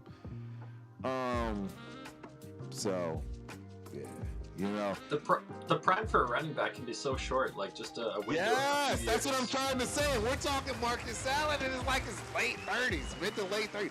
Bro, Ashton Janty just got drafted last year, and they already trying to replace his ass, in my opinion. I shouldn't say they're trying to replace him. Well, they're keeping the heat hot to give him on his heels. Yes, which is smart. That's what they did in Seattle, so it's a proven method for success. Is have the running back room stacked and let the cream rise to the top. Let the cream rise to the top. 100%. That's the way it should go, in my opinion. You should always have to prove yourself every which way to win. Yep. Turf, I got a couple more questions for you about the draft. Yeah. What was the biggest surprise for you, like the shocker of the draft? The shocker was the number 2 pick, because I thought they learned their lesson the first time. I thought, hey, we're not going to go for much of a reach, right? Mm-hmm. Where we need to, again, supplement this particular pick. And they did the exact same thing. It's like, I get it. I see the potential love side. I see the ball hawkism. I see all of the things that everybody's talking about. But when does this shit translate, ladies and gentlemen? At some point, you gotta just pick what we know, not what can be. Were you happy with where Jeremiah Love ended up, going 3rd overall? Is that where you expected him to go? Did you think he would go higher? I guess 3rd is pretty amazing, like for running back. It's as amazing as it gets, if you ask me. I mean, I would have been happy with that. If I was him, and Arizona, I think they're gonna get a serious dude. Like he's gonna be making it worthwhile. Bro, he's going to be there for a long time. Very long. So I don't know, bro. Were you surprised Price went in the first? Who? The backup running back in Notre Dame. He went pick. Not surprised at all. 32. Yeah, and the reason I'm not surprised is because those guys were dogs. Right? Let's be real. Those guys were dogs. Yeah, you could see it on tape. Yes, they were very. I think we drafted him at in one of our mocks, Price. Yes. But I think at 67 or something like that. Right. Yeah, you don't get this. You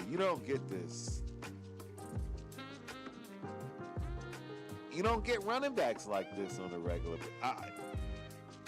It's the new age. I don't know how to explain this, right? Running backs being a dime a dozen. Will it always be this way? Probably not. And maybe it'll change in the future, and maybe it'll be wide receivers at some point. And then, hey, the one position I think never will get there. In all honesty, that's like cornerback safety.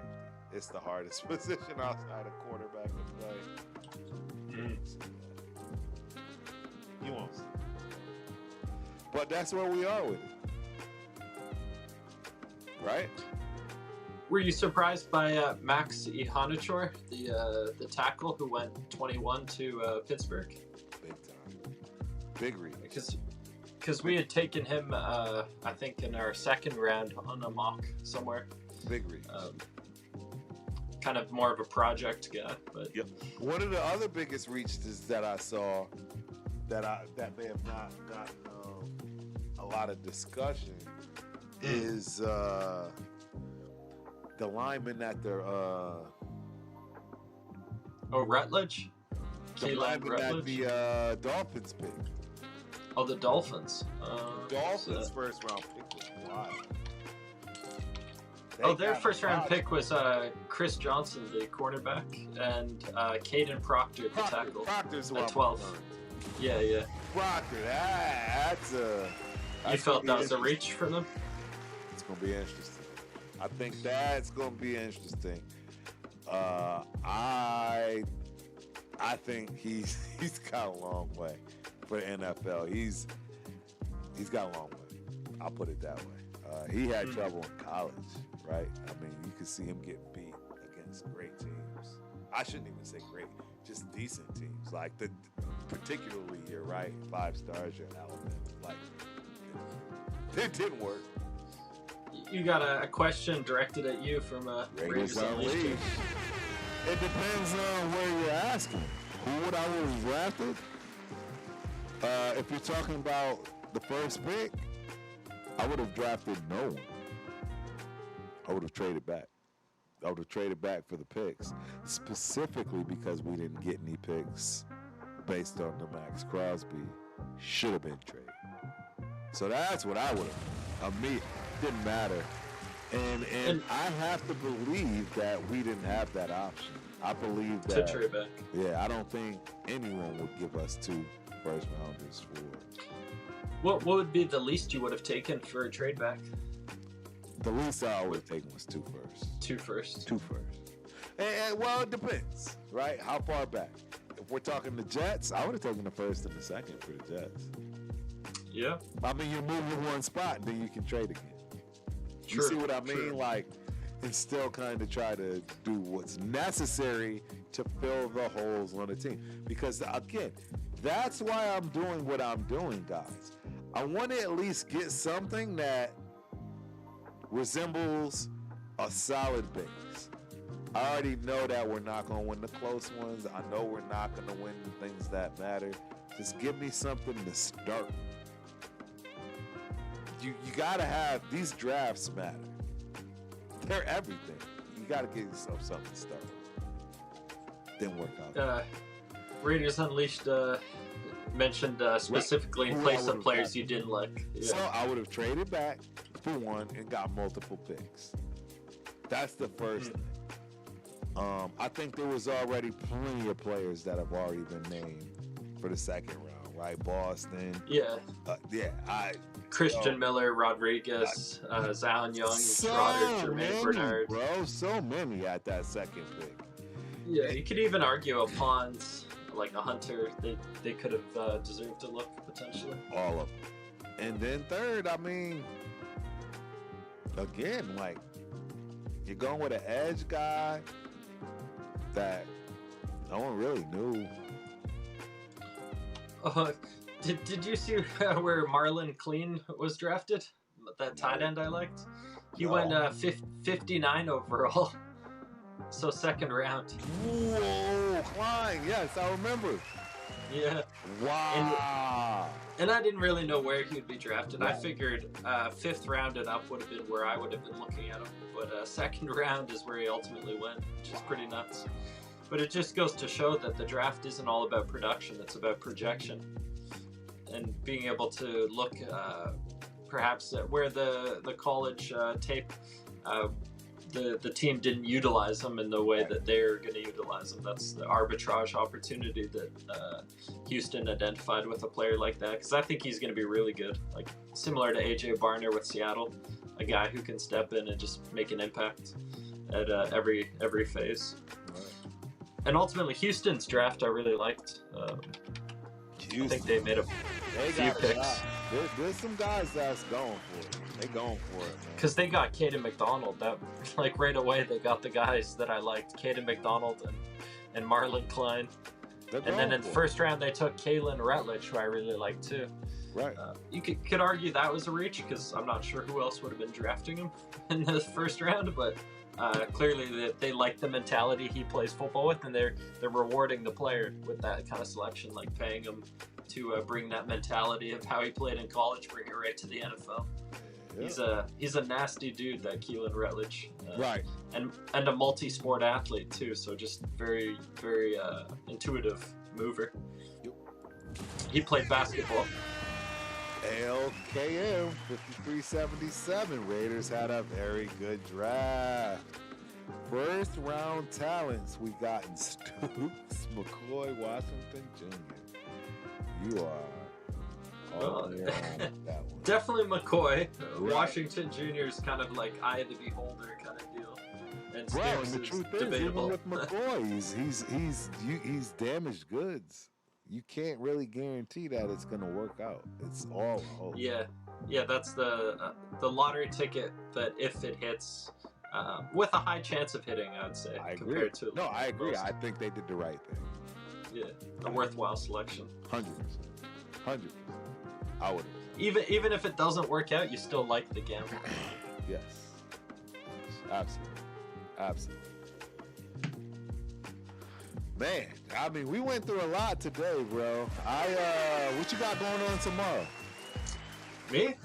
Tomorrow, not too much. I might go to the driving range at some point, sharpen my golfing skills. Yeah. Obviously, I have not been doing a good job with the Ultimate Raider Fan 32 show, but I promise you tomorrow, all I'm doing is going over each play. That's what I'm going to do. Every player we pick tomorrow, Pigs, more than welcome. Yeah, to join me if you like. But that's what the show is going to be about tomorrow. It's all about the Pigs, man. It ain't about me. It ain't about Pigs, right? It ain't about all the other content creators. No, it's about the players. I want to highlight. Put them under the microscope a little. Highlight them a little bit. You know what I'm saying? Let them know it's time for them to shine.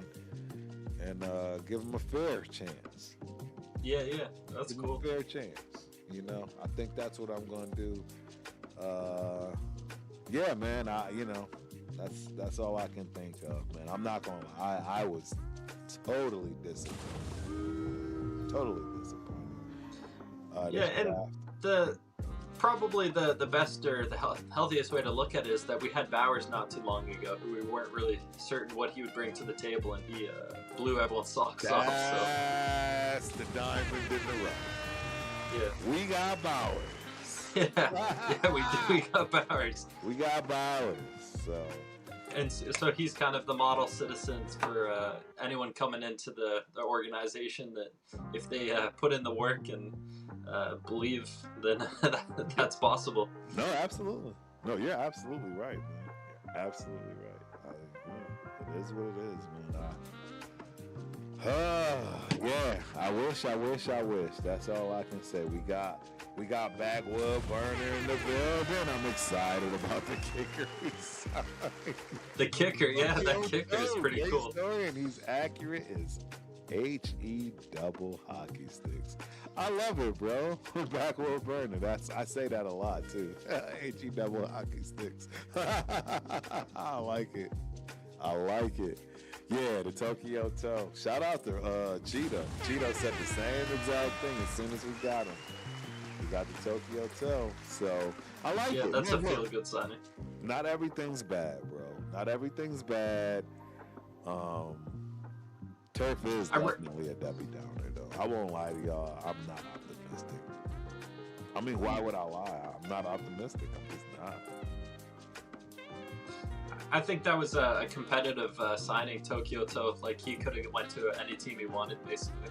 Yeah, I agree, and it's one of those, hey, we'll take. You know what I mean, right? We'll take. Yeah, that's a pretty nice, consolidation prize for the draft. Perhaps not going exactly how we wanted, but at least we got some solid extra bonus value. Yep. Smooth it over. Yep. No, I agree. I totally agree. So yeah, I don't know, man. It's the jury is still out on year one of these guys' draft picks. I love you too, Scotty. Appreciate you, my man. Glad you back. Tell the family I said hi, man. Yeah. But I'm very skeptical of these first two drafts by Spytech. Not good. Another question that just popped into my mind. What do you think of Peter Woods ending up with Kansas City? Because now we're going to have to see him a few times a year. We didn't want that. No, that was kind of a worst case scenario. It was horrible. So, I don't know what you do after. Right? Yeah, they got their high potential interior pass rusher 2.0 stocked and ready to go for the future. Still got a big boy there. Yeah, it's not like it's still got it's a problem. It's a problem. Well, ladies and gentlemen, it has been 2 full, long, hard hours, and I loved every second of it. Normally, I'm trying to rush off. Thank God I don't have to rush off for anything today, man. Yeah, this is great. Not the outcome I wanted in terms of the draft, but I do love being able to break it down, get people's opinions, particularly Big's thoughts on this. It's not all bad, ladies and gentlemen. I mean, don't listen to me. That's the easiest way to say it. Don't listen to Turf. Like, Turf is a different breed.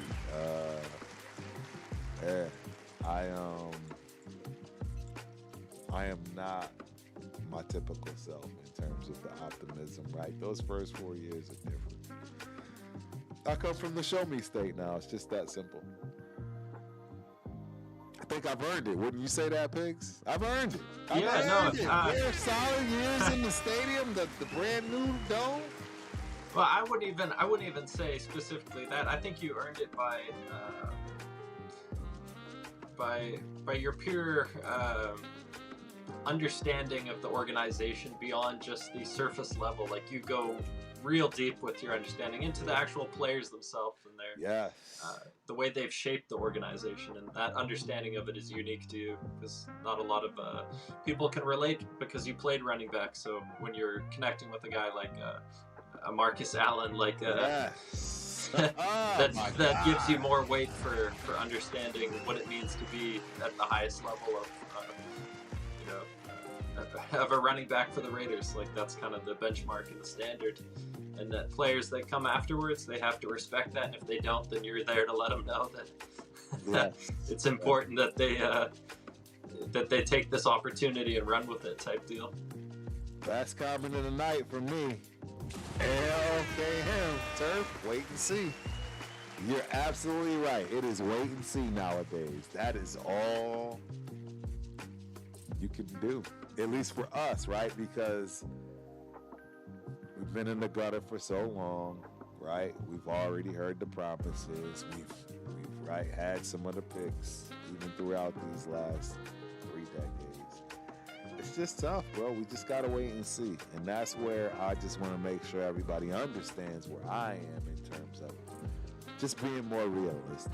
I've always been the optimistic guy that's glass half full, right? Oh, we're gonna make the playoffs every year. Then I'm literally sick to my stomach week 10 when we realize the playoffs. We're lucky to win more games, let alone playoffs, right? It is what it is, man. It's part of the world we chose. But we're gonna turn it around again. History repeats itself. Yeah, I agree. I think so much of it is on the players' shoulders right now to take the team and take ownership of the culture and drive the boat in the right direction. And if there's one silver lining with Mendoza, is that he is capable of sacrificing in ways that perhaps other quarterbacks aren't, and that might be the differentiation. I think he's willing to put in the time, the effort that just is needed for the game and for the team. It's where I hang my hat, and I'm praying. I'm praying that this kid is the epitome of a game manager, and they put the right things around him, and he continues to make the deals that make sense for the team to at least be competitive. Yes. Because that's the silver lining in this. Yeah, because I don't see us winning much, but some playoff seasons, right? You know what I mean? Come year 4, year 5, sneak into the playoffs. Yeah. Roll the dice once you're there. Yeah, you know what I mean? Have him not lose any games. Nobody cares if you don't win them. Just don't lose them. And I'm fine. It is what it is. It's what, you know, it's what happens when you got the worst first round pick of all time. That's where we are. I don't know many other first round picks where there's no bait to trade, or you know.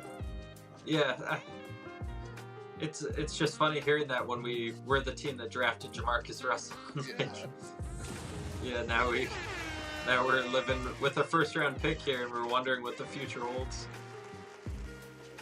It's gonna be tough, bro. It is gonna be tough, bro. I don't know. Well, there you have it, ladies and gentlemen. I will be back here tomorrow. Yep, you guys are lucky to get me. I'm not missing tomorrow. The only way I'll do that, I don't know. It's nobody. Yeah, I'm home. Gymnastics season over. I mean, we got track and field. Yeah, this Saturday is gonna be a scorcher. I can't wait. First meet of the season. Got to see these $200 track shoes I paid for. Go to work. Yeah. 8th grader, $200 track shoes. Yeah, it's crazy, man. Crazy. Damn. But yeah, I'm excited. I'm excited for a lot of things. I mean, don't get me wrong, guys. I mean, this Raiders thing, it's gonna be a work in progress. I don't see any way around it. And to be honest, even if I got what I wanted, playoffs is still not. You know what I mean? Like, it's not a regular thing. It's going to take some years to build this out. And because the thing that I think people don't account for is the injuries. They don't account for the fact that you got 22 guys, but come week 6, you're going to have 20, right? Come week 12, you're going to have probably 18. And those people that put that roster back to 22 from 18, they have to be competent. And we just don't have that. We don't have number ones right now, let alone ones and twos. So it's going to take some time to get there. Of your breakdown tomorrow, the player who I'm looking forward to hearing from your perspective is Trey Zune. Yeah, I think that's a pick that could be pretty interesting. I love that pick because the versatility on the line, that is absolutely necessary. Yeah, it's something that fits with our team and our needs. Bingo. 100%. So that's about where I'll be at with it. Cool. All right, Pigs. Hey, thank you as always, man. Great Yes, show. thank you, Turf. As you know, we'll keep doing this every Monday, man. And it's only going to get more interesting as the off-season starts. Yeah, we get some more information about how things are shaking out, how players are looking. Oh, this is going to be a dogfight. Hey, you got this kid introducing kid tactics, in my opinion, in Kubiak, and you got to earn your shield. You know, hey, I get it. I'm not against it. I'm not for it, right? I just look at it as in when I was in Pop Warner. You know, fair enough. Tackles and touchdowns for stickers on my helmet. I would say It's good in the sense that it opens the door to players taking hold of their own future. In the sense, it's empowering in a way. Like it's up to them to put in the time, the effort, the work, and if they do, then there's going to be kind of a recognition of that. Which, even if it's kind of a bit gimmicky, at least they're still embracing the process. Hey, if it works, it works. I can guarantee you that there are things that I take that are completely 100% the placebo effect. Yeah. It doesn't. I feel that. But in my brain, yeah. No, there's weight to it. That thing. So I mean, I don't know. I agree. Placebo's real. It is as real as it gets. So use it to your advantage, as I always say. Sure. All right, ladies and gentlemen, this is an awesome show. This is great. We'll see you next Monday. I'll be back tomorrow. Wednesday, eventually, I don't know. Maybe after next week. I do have some more travel. Last minute, my niece. Shout out to my niece, Momo Morgan Flowers, graduating from the University of Richmond, man. Cool. My sister's last child, daughter. Yeah, they're empty nesters, man. And that's going to be a beautiful thing for them. I got way more years before that. But yeah, that's where I'm at, man. It's been interesting, man. And again, I'll say it one last time, man. Shout out to Keisha. You already know we here for you. We'll be there. Ones that can make it, and you won't go through this alone, baby girl. So, all right, thanks, Pigs. Yeah, thank you, Turf. Absolutely, man. Enjoy your night, and until the next time, we are out. Peace.